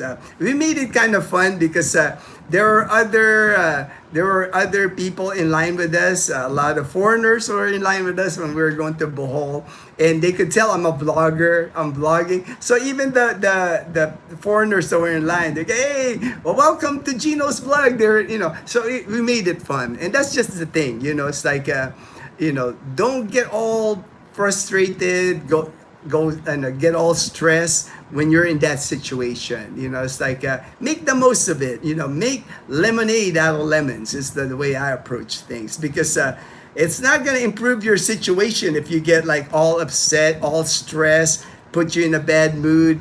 You're still going to be in line. You're still going to be waiting. You know, to me, that's the way I look at things. Airlines. Now I'm going to talk about airlines when you fly domestic. When you fly domestic here in the Philippines, a lot of airports here.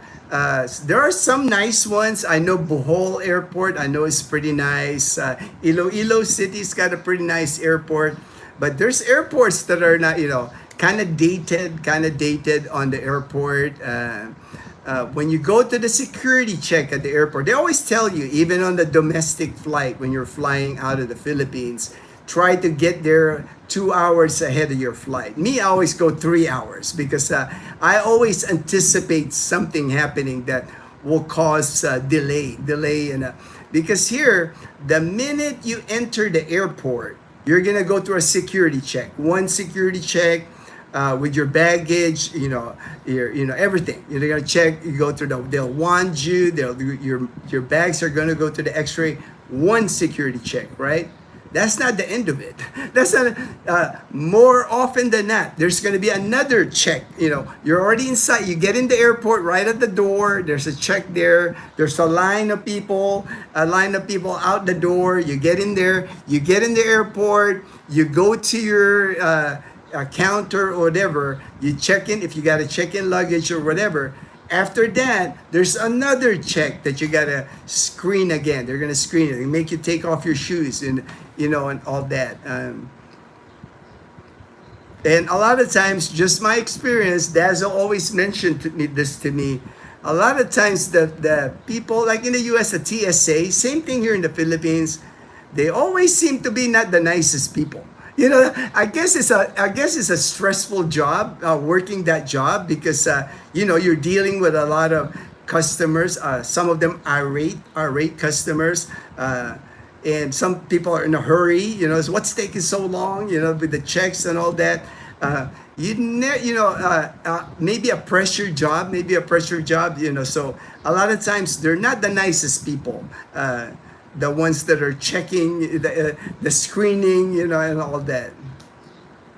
One thing in the Philippines, there is really no priority boarding. Every time I've flown, I haven't flown in a while, but I've heard that some flights do it, but it's a free for all when you take a flight. There's not like PWD, senior citizen, pregnant women with children, board first kind of thing. Usually it's like they'll announce like we're boarding seat number 1 to 20. Everybody rushes in. It's like their ticket it might say 40, but it's a thing with Filipinos. I think they just want to get into their seats. They want to get ahead. It's that you'll see that dynamic. Unfortunately, so. Be ready for that. And a lot of times when the plane takes off and lands, at the domestic flight, don't be surprised. And the captain is even saying, remain with your seatbelts on and all that. Filipinos, and they'll be getting up, opening their bags, getting their bag. The plane is still in the runway. That's just the way it is. That's just the way. It's the same thing with Filipinos flying from abroad, landing in Manila. It's just that excitement with Filipinos that happens. So don't be surprised if you see that. Me, I always wait. It's like I'm never in a rush. You can ask Dazzle. The times that we have flown, I'll sit there till the plane is empty. I do not mind being the last person off the plane. Not important to me to get in the plane or deboard the plane. To me, I'm not going to stand in the middle aisle like for 15, 30 minutes waiting for them to open the doors. I'm just going to wait my turn. Again, with suitcases, same thing like that I mentioned with the buses. Make sure I recommend getting a different color suitcase when you're flying, domestic travel even, because it's so easy. You get to an airport, somebody accidentally grab your suitcase, and there are also things that can happen. Somebody might steal your luggage. It's they'll stick out if there's a pink luggage that somebody's carried. They will show up better on CCTV that way. And a lot of people also, and it's still happening, I still recommend it to people when you're traveling, even domestic travel, especially if you're coming from the US, even landing in the Philippines, that the saran wrap on your luggage, keep doing that because another safety precaution, even domestic travel, I'll be wrapping my suitcase in saran wrap, because unfortunately, that scam here in the Philippines with people putting bullets or whatever in your luggage, that happens. So secure your luggage, wrap it with saran wrap. That way nobody's mess with your luggage, and then it differentiates your luggage with all the other luggage too. That way when it falls down that conveyor, somebody's not just gonna grab it. It'll be noticeable. Your luggage got saran wrap on it. And when you're flying domestic here in the Philippines, your hub, the main hub of domestic travel here is Manila or Cebu. That's why it's so difficult to island hop here. Like for me, I'm living here in Aklan province. If I wanted to go to Surigao, there's no direct flights, and that's the case for many. Like if you're, like, let's say you live in Baguio City or something like that, or you live in La Union, or Pangasinan. A lot of the, you'll have to go to Angeles City, would be Clark Airport will be your. There not many flights out of Clark go direct to like Dumaguete or Surigao, or a lot of times from Clark you have to fly to Cebu and then to your destination. That makes traveling difficult. Because the delays flight, you might miss your connecting flight, that kind of thing. Very challenging, actually. That's why I'm not excited about travel, using the airline system here, the domestic travel. A lot of times I'm more excited if I'm driving. If I'm island hopping with my car on the ferry, I put my car in the ferry. I'd rather do that because, like I said, I'm not in a hurry. It's like, and then when I land in Luzon, or when I land in Negros Island, I have a vehicle. I have a vehicle. I don't have to navigate the whole taxi, Grab, van, that kind of thing. Just more fun, but more fun for me. All right, let me look through here. Many ferries have private rooms with CR. You can book on longer trips. Yes, you are correct with that, Daniel. But keep in mind, even the luxurious, to me, that's the high standard. That's the best standard coming here from Caticlan when we took it, going to Batangas. Those private rooms, Daniel, there's not many of them. Maybe 10 or a dozen. Not many rooms, not many cabins private, so a lot of times you'll end up in a room with like bunk beds, air conditioned, with at least 20-30 people in that room to share a bathroom, a common bathroom. So if you can imagine that many people sharing a bathroom, but lower price. They do have the private rooms, but they get sold out very fast. That's another thing. If you're gonna want a private room on the ferry, you have to book way in advance for that ferry. You're not gonna be able to. If I showed up to Caticlan right now and want the to-go ferry leaving tomorrow, a private room, it's all gonna be booked up already. You're gonna have to book it like weeks or sometimes months in advance. Will the small man with the beard be joining you again this evening like yesterday? Small man. I don't know. I don't know what the small man... Ramil, any particular Wigo trim? I don't... Ours doesn't have a trim. I don't think. It's a... when I bought it, it's red. I think you're talking about like a trim on the bottom, I think. I'm not into the look and all that. If I have to pay extra for the look, to me, I'm more concerned like the engine, the car. How do you look up ferry schedules and routes and costs? Lowell, that, you can go online, but again, and the data online, a lot of times it's not accurate, Lowell. I wouldn't trust it.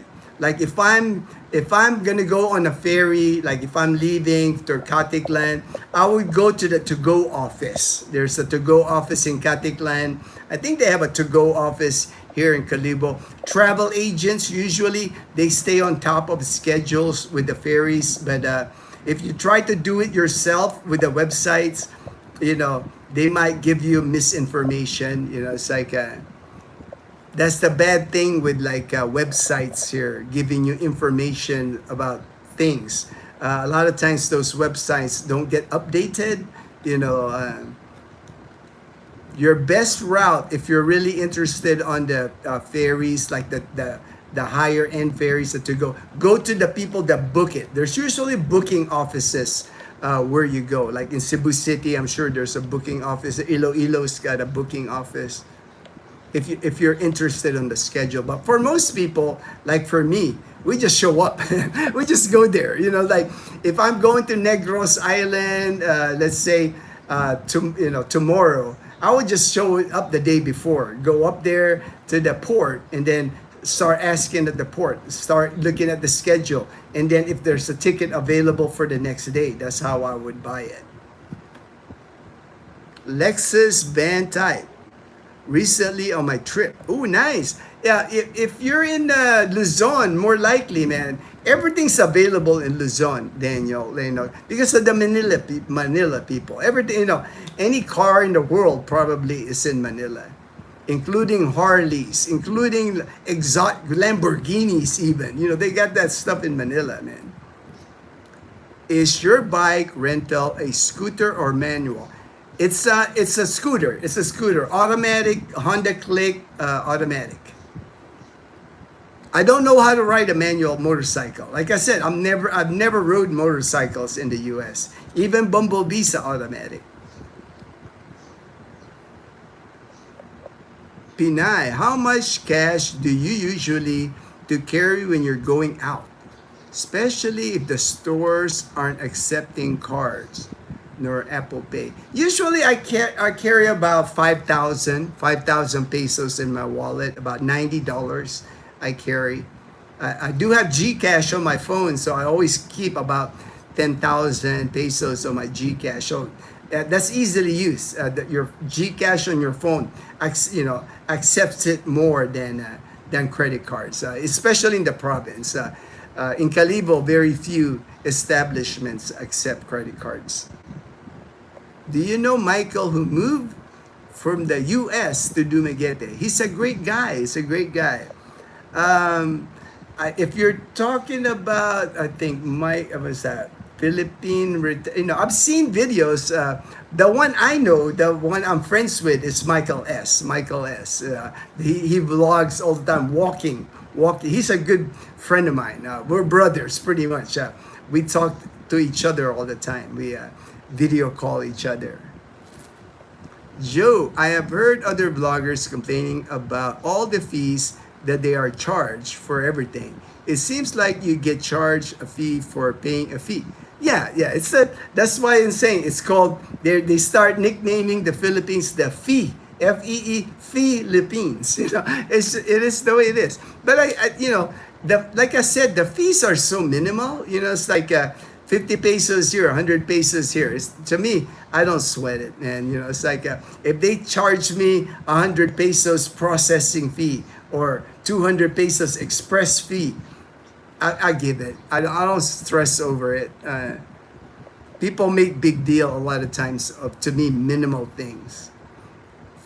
SRRB visa can save you on many of those fees. All right, there you go, Daniel. A tip from Daniel.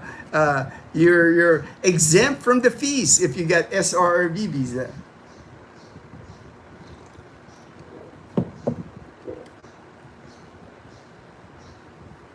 I saw a video that said to get but in my case, it would cost deposit, and I can't see me saving that. Yeah. Just do the tourist visa, joke. That's why I recommend to many people that, especially first time moving to the Philippines, don't do the SRB, just do the visa, the tourist visa. It costs about $600 a year per year of stay in the Philippines. You can just put that $600 part of your budget, $50 a month, my visa budget in the Philippines. I don't know anyone, but I see many Lexus on the road. Various types. Yeah. Fortune lives in Manila. Man, Fortune lives in, he lives in Bacoor, Cavite, but he works in the Makati district.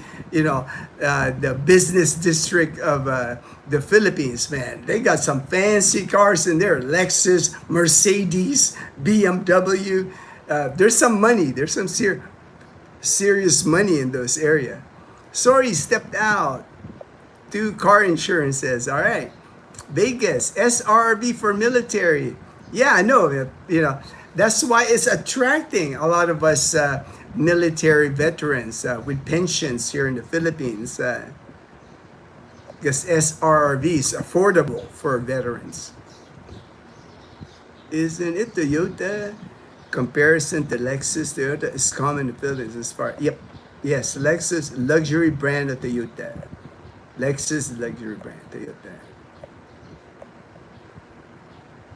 Jeep Wrangler, easy to get. Yes, I see, but lesser than Lexus. Lexus, a lot of Lexus. Fortune, wonder if you can get a Lexus fixed. Oh, that'll be a good question. If you can get it fixed in a Toyota dealership. On Sunday, BGC sports car come out and they parade. Pinay Art issue. Maybe Michael S. Yeah, that's what I was thinking. Michael S. I mean, there's a lot of Michael. Michael's a pretty common name.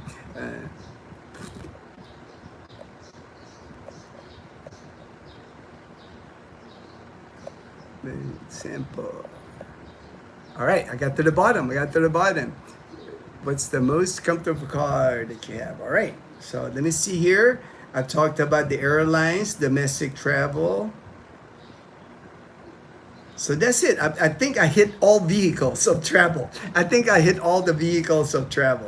The last thing I want to add, like hotels, hotels and Airbnb. I'll just add that to this since I can discuss that. For me, when I book hotels, I use Agoda. Agoda is what I use. I don't have credit card. It's like I got rid of my credit card in the U.S. I had a Philippine National Bank credit card. Got rid of that. I don't believe in credit cards anymore just because I don't feel the security here in the Philippines using your credit card. You'd have to worry about your credit card getting the number stolen here, and then somebody charging a bunch of stuff in your credit card here in the Philippines. I know in the US, they got features where you just call, that could be handled. Not the same here in the Philippines. If you open a credit card here in the Philippines, good luck. Good luck with the service that you're gonna get. I had a bad experience with the Philippine National Bank credit card. Finally got rid of it, thankfully, because somebody charged on my credit card and it wasn't me. So that was the last draw for me. I don't use any more credit cards. Gcash is my way to pay for things. And then if I book a hotel, if I book a airline ticket, anything I book here, I can go to 7-Eleven and I pay cash at 7-Eleven. To me, easier way than carrying a card that they can steal your number on your card. For sure, if you're gonna book a hotel, if you're not familiar with the areas, check the reviews online. Watch a video of that hotel, especially Airbnb. Daniel had to learn this the hard way because he was in the United States. He was looking at the Airbnb in the Lapu-Lapu city area, and he got catfished. Basically, what he saw on the website, what they were saying, what was provided when he landed at his Airbnb, it wasn't the same. It wasn't the same. Big disappointment for him. So make sure if you're booking a hotel, booking an Airbnb, go online, go on YouTube. Most often, hotel or Airbnb, somebody would have filmed that place. So at least gives you an idea of what the place looks like, and will not surprise you when you get there and this ain't the same place. And then try not to book so long. If you're gonna book the Airbnb, don't book it for months. Don't book it for 2-3 months. To me, if I'm booking an Airbnb, and I've done it overseas too, I've traveled in Southeast Asia where I booked the Airbnb. I would not book an Airbnb more than 1 week. At least if you book an Airbnb here in the Philippines for 1 week, if you don't like it, then you can jump off. You can be out of that Airbnb in a week. Don't think that you're saving money because you're booking it 30 days, 60 days, 90 days. You're saving more money because if you land there and don't like the Airbnb, you're stuck there. You know, I've even met Kerry. I helped Kerry when he landed in Boracay. Boracay was going to be his soft landing in the Philippines. He's Canadian. He had booked Airbnb in Barangay Manok Manok in Boracay Island, and he booked it for like 2 months, 60 days, because good price on the Airbnb. Man, Kerry stayed at that place for like 3 days. He said, this is terrible. This is not what I signed up for, you know. So I had to help him find a better Airbnb in Boracay. So that's what I'm saying. To protect yourself, especially from Airbnbs, don't book them long, you know. At the most 1 week. At the most 1 week. That way, if you don't like it, it's not such a ripoff because you're never gonna get your money back here in the Philippines. When you pay for something here in the Philippines, there's no money back guarantee here. Good luck with that. Good luck with that. Once you pay it, you might as well. That money's gone. You know, that money's gone.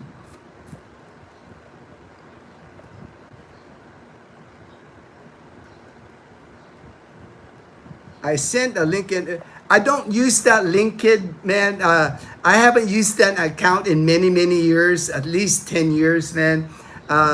I'm on Facebook. I'm on Facebook. Just look at my email me. Email me be easier. It's GINNO1966@yahoo.com. But all our videos on YouTube, look at the description of the video, my contact information in there. I know I created that LinkedIn account because a friend of mine sent me a LinkedIn request, and but I've never used it because I never worked here. I never worked here in the Philippines. Somebody could have created another Gino in there, but it's not me. I don't use a LinkedIn.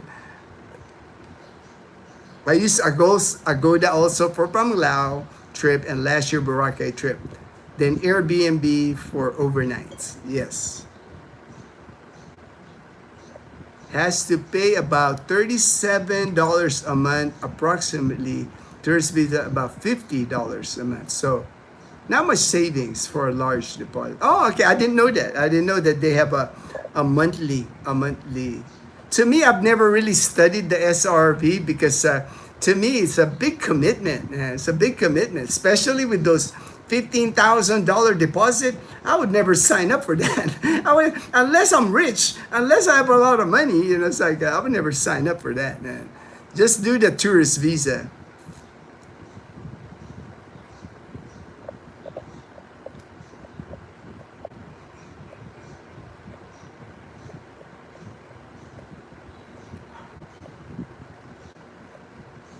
All right.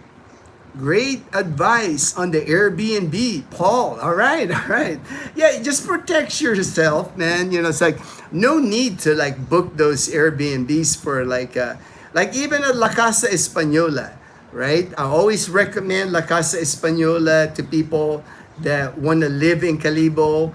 My friend Patrick just moved into La Casa, another American. Patrick's like 80 plus years old now. He's at La Casa Española. Just moved there. But you know, La Casa Española apartment is also an Airbnb. So to me, you know, before you commit 30 days at La Casa Española, stay one night, stay 1 week. That way, if you don't like it after 1 week, you can just leave, you know. And I always recommend La Casa Española because what I really like is they don't require you to deposit. If you're gonna rent it 30 days, it's a legit month-to-month. No deposit needed. Some apartments here in the Philippines will ask you for like 1 month, 2 month, sometimes 3 month deposit for their apartment. You know, at La Casa Española, no deposit required.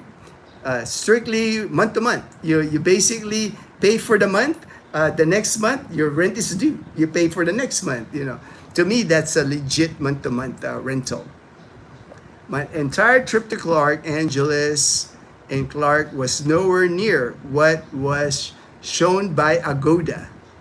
Yeah, you're just not having luck, man. I think, Daniel, you're just not having luck with the place that you're staying, unfortunately, man. If you painted your car with multiple colored stripes, would that bypass the color coding? Color? No, no. Color coding here is the number, the license plate number, the coding on the cars. They only do that in Manila. We don't have that coding issue here in the Panay Island. There's not enough cars here. Not enough cars here in Panay Island. Joking. In Manila, Metro Manila, that's a problem. The problem in Metro Manila is too many vehicles, not enough parking. Not enough parking in Manila. My older cousin, 60-year-old, retired.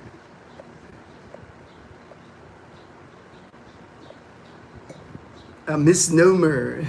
Nothing to do with color. Yeah, nothing to do with color, for sure. It's the number, the last digit on your license plate.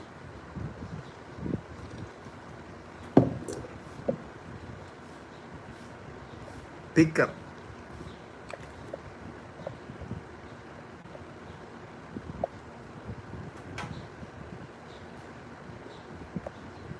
So I was lucky that my 4 cars banned. All right. My first place Korean owners was pitch black with no aircon. Man, that's terrible. That's terrible, Daniel, and smelled like a smoker bar. My room had no TV, very dim light, no work. That's terrible, man. I wish you had told me, Daniel, ahead of time that you were going to Clark, because I have a really good friend, Ida. I worked with her. She lives in Angeles City. She would have helped you. Next time you travel there again. You just haven't had any luck finding good places to stay, man. I can park 3 house garage. That was your welcome to the Philippines moment, Daniel. Daniel has had many welcome to the Philippines moment, Joe Cano. You will not experience that, Joe, just because you're coming to see me. You're coming directly to Calibo, man. I can steer you away from like that welcome to the Philippines moment, you know. I'm sure JP, I'm sure he's had a welcome to the Philippines moment, but it won't be so traumatic. It won't be. That's why I put you guys at La Casa Española. That's why I know the places that, you know, not reputable, you know, and that applies to anywhere in the Philippines that you go, you know. That's why I always tell people it's so important to find yourself like a sponsor here in the Philippines, a vlogger, somebody that's guiding you to moving here. If you're moving to Dumaguete City, you're moving to Angeles City, you're moving to Iloilo City, you should be able to find a vlogger there. There's so many vloggers in those areas. There should be a vlogger that will assist you in that area. To me, that's a disservice that they're doing if they're not doing that for you, not helping you out, man. It will remove a lot of the headache, a lot of the things that you will encounter here if somebody's guiding you through the process. I know, Joe Cano, I guarantee you, you're going to have a smooth transition here because I'm here, you know, because I'm here to help you. You know, it's like, I care about you guys. I care about Edgar, JP, Mel, Patrick. You know, I want to make sure that you're not in a bad situation here or you're getting taken advantage of. Agoda was totally useless with getting a refund. Yeah, you'll never get a refund here, Daniel. That's one thing. Agoda, any hotel, any Airbnb, once you pay your money, that money is gone. I've never heard of a refund. I've never heard of a refund here in the Philippines, man. That's why here in the Philippines, Daniel, they check when you buy at the hardware store, the grocery, anything. They check the item before it leaves. Like if you buy a light bulb, they're gonna check the light bulb to make sure the light bulb works, because the minute you get out the door, that's yours. If you come back and say, hey man, this light bulb don't work, I need a new light bulb, they're not gonna give you a refund. That's just the way. It doesn't work like that here. That's why all electronics, TV, radio, phones, anything gets tested, gets opened. A brand new box, they'll open it, they'll test it.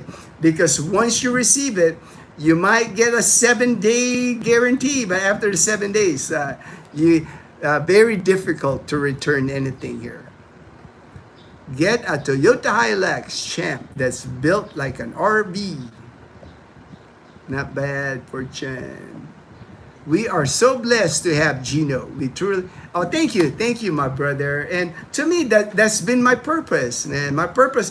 YouTube, it provides us extra income, but to me, I do YouTube because I want to help people. I want to help people make an easier transition here to the Philippines, because it's difficult. Difficult if you're coming from whatever America, Canada, Australia, and you're coming to a new country, nobody to welcome you in that country. Like, you got to figure it out on your own.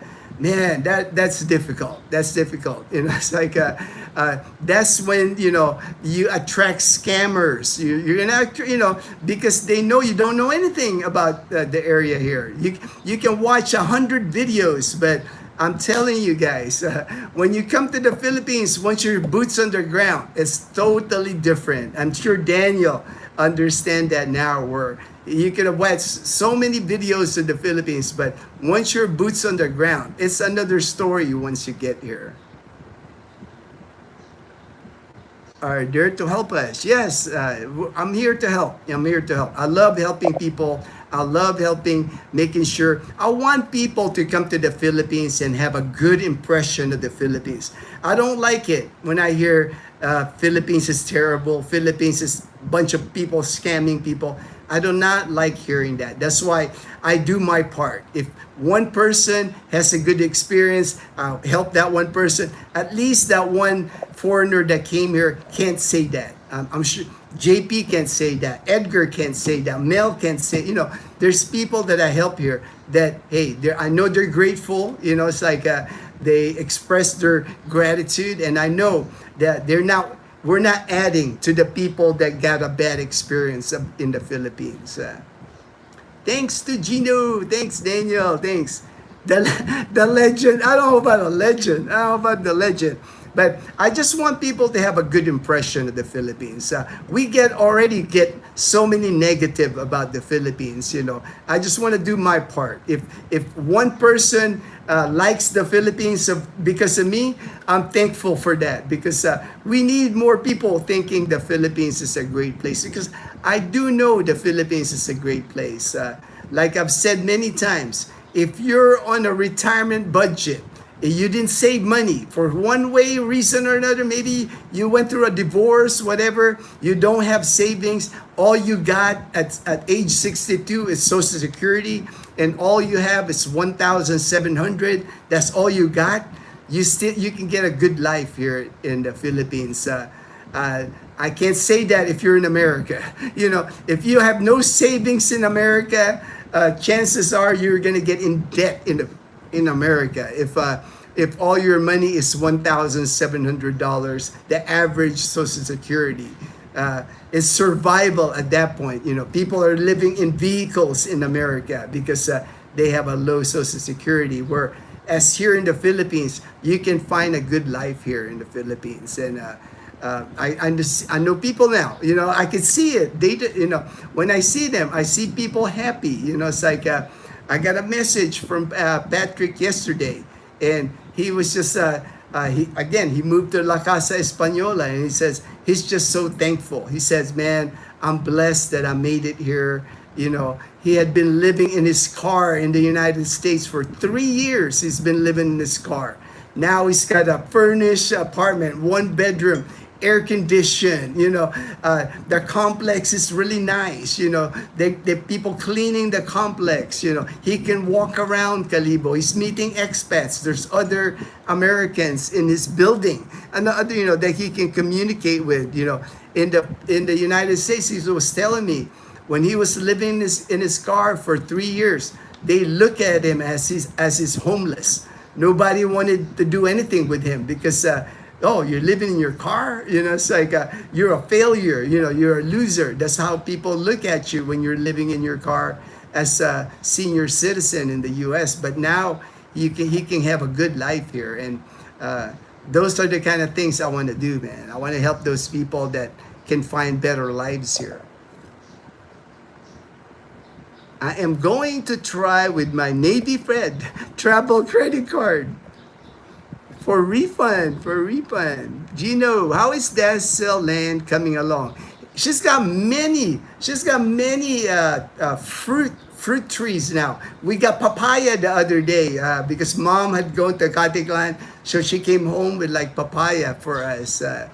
She got banana, she got papaya, she got jackfruit, she got bayabas. I don't know what bayabas is in English, but she's planting all kinds of things in Dazzle Land. Dave, thank you, Gino, for all your great information. My Filipino wife and I will be visiting Samar. All right, next May. Take care. Dave in Idaho. All right, thanks, Dave in Idaho. There are just as many scammers in the U.S., more than in the Philippines. It's just that we expats are a target, so it is talked about more in our community. Many of the scammers look like us here. Yeah, right. Yeah, and you do, unfortunately, Joe Cano. If you're an American, you're coming here to the Philippines, they automatically think all Americans, all Cano, all AFAM are rich. It's you become a target when it comes to because they know you have money, unfortunately. Education. Costly sometimes. Hey, as long as you're learning, Daniel, as long as you're learning, man, you can afford it. You can afford it, man. You can recover. I know you can recover. My friend Ruben always tells me that. It's like, he goes, I can recover. I can recover. He always makes these trips to Angelo City, and he comes back here and goes, man, I spent too much money in Angelo City, but I'll recover. I'll recover. This is why we are moving back. Our son will receive his SSI, turn 18, and even from VA for helpless child when he turned 18. I learned this from my friend. He can have a good, yeah, I think so, Pinay Heart. He can have a good life here. And you got people here that will help you. You got Fortune. Fortune's a good source. You got me, you got James and Karen, Colonel. You got people that care, that want to make you succeed on your move here. Idaho Falls, direct currently. Near Boise. Joe, is no longer enough in the U.S. I'm struggling on 23 a month, and I don't like the snow. LOL. I understand. That's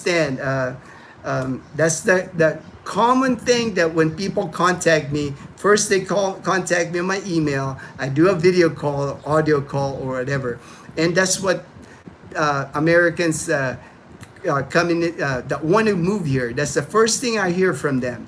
Man, I don't think I can make it here on my Social Security. It's like it's just not enough. Prices are going up. Rent. If you're even in that situation where you're renting and they bump your rent 200, 300, that's significant, when you're on a tight budget in the U.S. So I know what you're saying there, Joe, because I hear it all the time on my email, on the messages that I get. We live from while north of Caldwell. Send hello. A month can put us into home. Yes. I understand. I understand that, Pina Heart. That's why.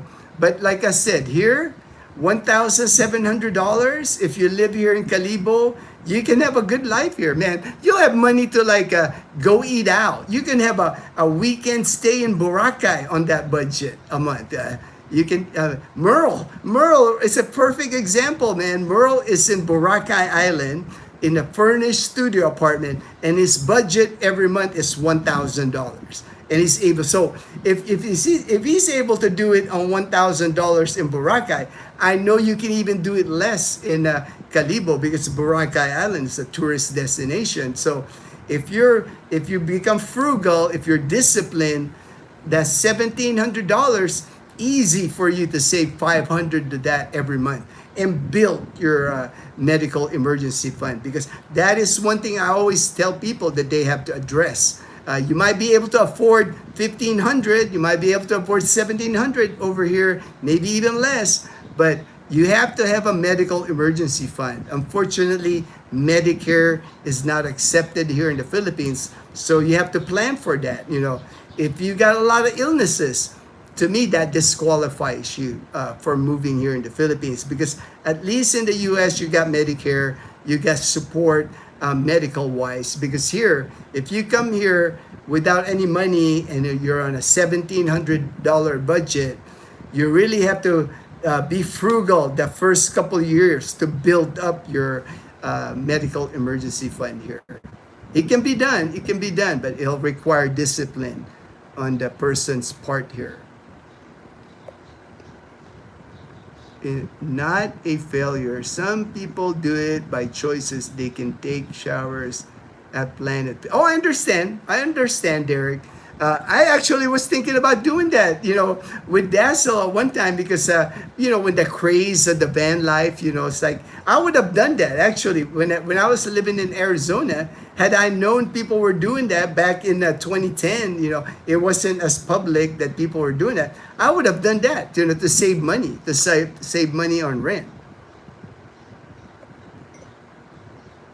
But even that now, you know, I've been following that whole van life situation in the US. There's hardships now even for van life, because I know some places are not allowing them to sleep in their cars, especially in the cities. They don't like people sleeping inside their cars. And then their cars. They have to like do the stealth. You gotta do the stealth. You gotta hide just to sleep at night. I don't know if that's a good situation where you have to be stealth or hiding just to get a good night's sleep.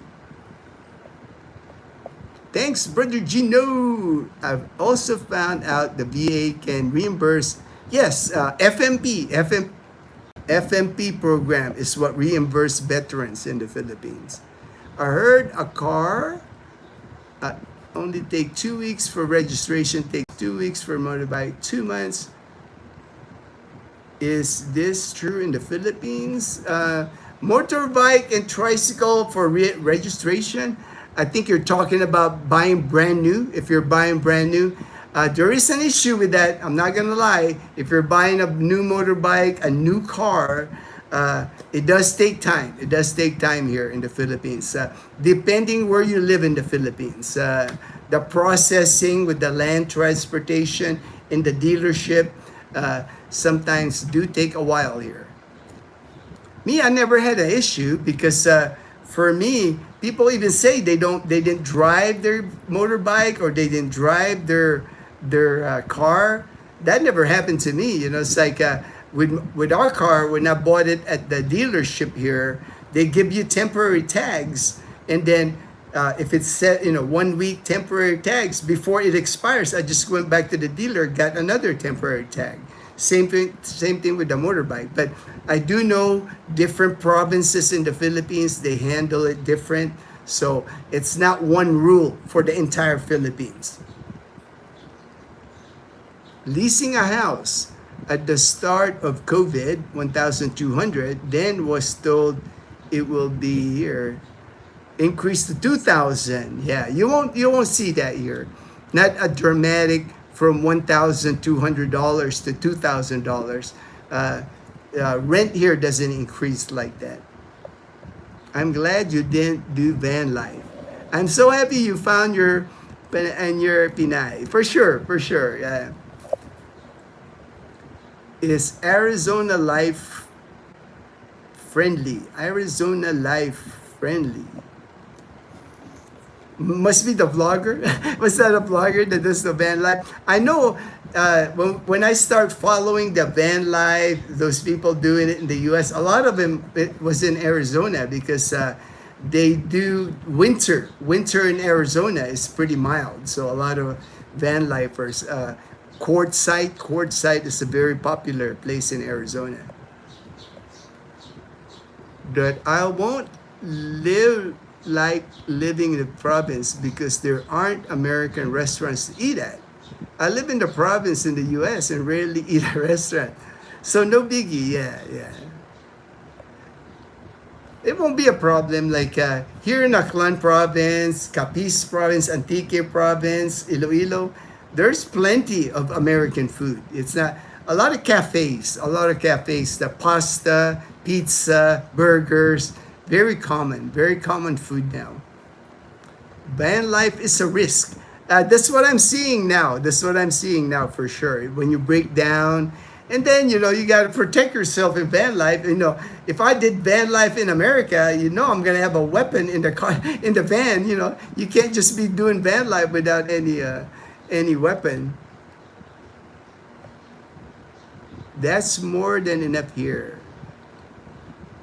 And spend, right? All in, right? See their fortune there. Fortune's a banker here in the Philippines. He knows about banking, finance.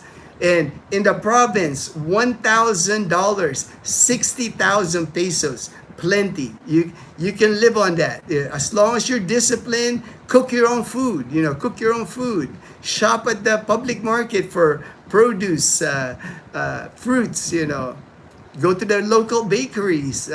You can live. That's what Merle is doing that in Boracay Island, Fortune. He's living in Boracay Island on $1,000 budget. People has to choose living American, but homeless or live where you can call a home. You can have a community to help you as long as you help them too. I'm selling my RV that I bought 3 years ago to have a backup to homelessness. Then decide Philippines provide a better live. I think so. I think you're not gonna regret it, Joe. It's like you're gonna find a good life here. Because you already have friends. You have already friends when you come here, and we're all gonna root for you. We're all gonna help you. Whatever help we can provide you. It's not just me. JP's very helpful. Edgar's very helpful. Mel is very helpful.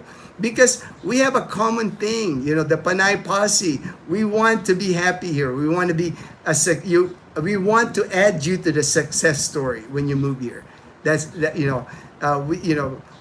a good feeling. It's a good feeling when we're all hanging out and we're all fishing or we're all having our Thanksgiving meal.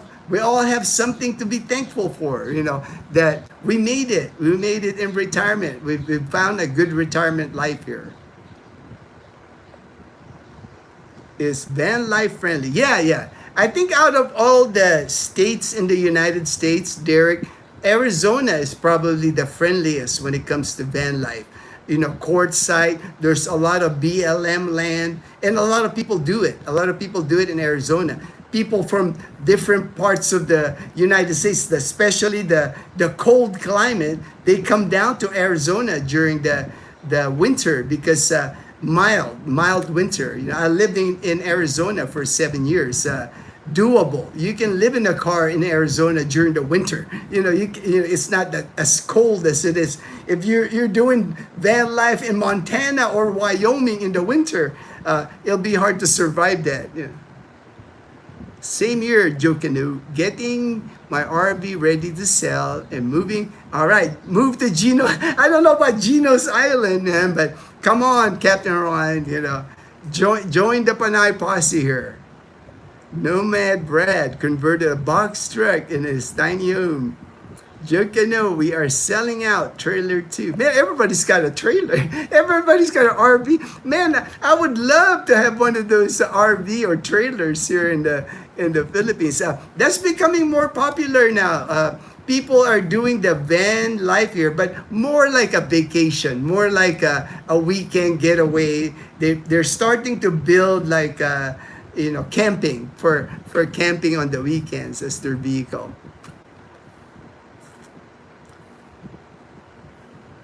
Do I feel? Oh yeah, I feel. I'm military. Most of my life I've been around guns, but I don't have a weapon here. I don't own a weapon. I never felt unsafe here in Aklan province. Or when I lived in Boracay, when I lived in Calibo, never had to worry. I don't feel like I have to have a weapon. I don't feel like I have to carry pepper spray. I never. Now, if I live in a big city, if I lived in Manila or Cebu City at nighttime, I better carry something. I better carry something there, or else I might get mugged there. But never a worry here in the province, because one of the things here in the province that you'll see if you live here in the province in the Philippines, small town. If I go to our town plaza in the afternoon, if I go to the plaza in the afternoon here, I pretty much know everybody. Hey, everybody's waving in my neighborhood. When I'm walking in my neighborhood, hey, you stop and you talk to your neighbors. We kind of watch out for each other.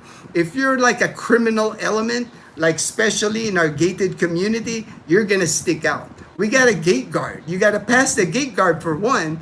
And if you do get into our gated community, my neighbors on my street, you're gonna stick out because they're gonna go, who's that guy? It's like, he don't live here. It's like they're gonna know you. That I like that. We have a community here. We know our neighbors here. It's not the same dynamic in the U.S. where it could be right next door to you. It might be a serial killer because you don't know the guy. You don't share meals with the person. You don't attend parties with the person. Sing karaoke. Here in our neighborhood, that happens all the time. Mound his trusted karinderya. I know, Fortune. He's practically a Boracaynon by now, Fortune. It's like he's playing basketball with the locals in Boracay. He's met like the local politicians in Boracay. You saw the pics, seated between me and she. He also found his. Oh, nice. He found his karinderya also. All right, in Tagaytay. Easy to stay away from dangerous place in the Philippines. Yeah, not a I mean, the Philippines, there's gonna be unsafe places in the Philippines. If you're living in Metro Manila, if you're living even Cebu City, nighttime, you better know where you're at. Like anywhere else in the world, there's any city in the world you go to, there's gonna be dangerous areas of the city. Yeah. When I was living in Los Angeles, there's no way you're going to catch me at nighttime in Compton or East LA. I'm not going to be walking around East LA at nighttime. That's just not the same thing here in the Philippines. There's areas where you want to avoid at nighttime, but here in the province, we just don't have a lot of criminal activity here. People know people here. It's like, and then if you get caught here, the local police or the locals themselves, they're not going to be nice to you. You're going to find out. There's kind of like the people justice here in the province. He cannot afford to rent. Oh, okay. Right now, my husband is lucky. BA education. Yep. Oh, nice. Getting that. What is that? I forgot what that VA education, but I do know as long as he's going to school, the VAs paying him extra money. Shout out from Manila, Philippines. Joanne. All right. Okay, I'm going to end the live stream right here. I've been over 2 hours. I didn't even notice it. I just looked at the time all of a sudden. I hope you enjoyed the topic. If there's any topic you want me to discuss, shoot me a message online. But I'll keep doing like the live stream on a schedule. That way you know when my next live stream. Still live. I know, Colonel. I'm going to end it right now. But Kuya Gino, thank you. All right, bye. Haha. All right, thank you. Thank you so much. Thank you so much for joining the live stream. I'm hungry now, man. I did eat oatmeal earlier, but I need a sandwich now or something. Thank you so much. Thank you so much for joining the live stream. Everyone, please stay blessed. Please stay blessed.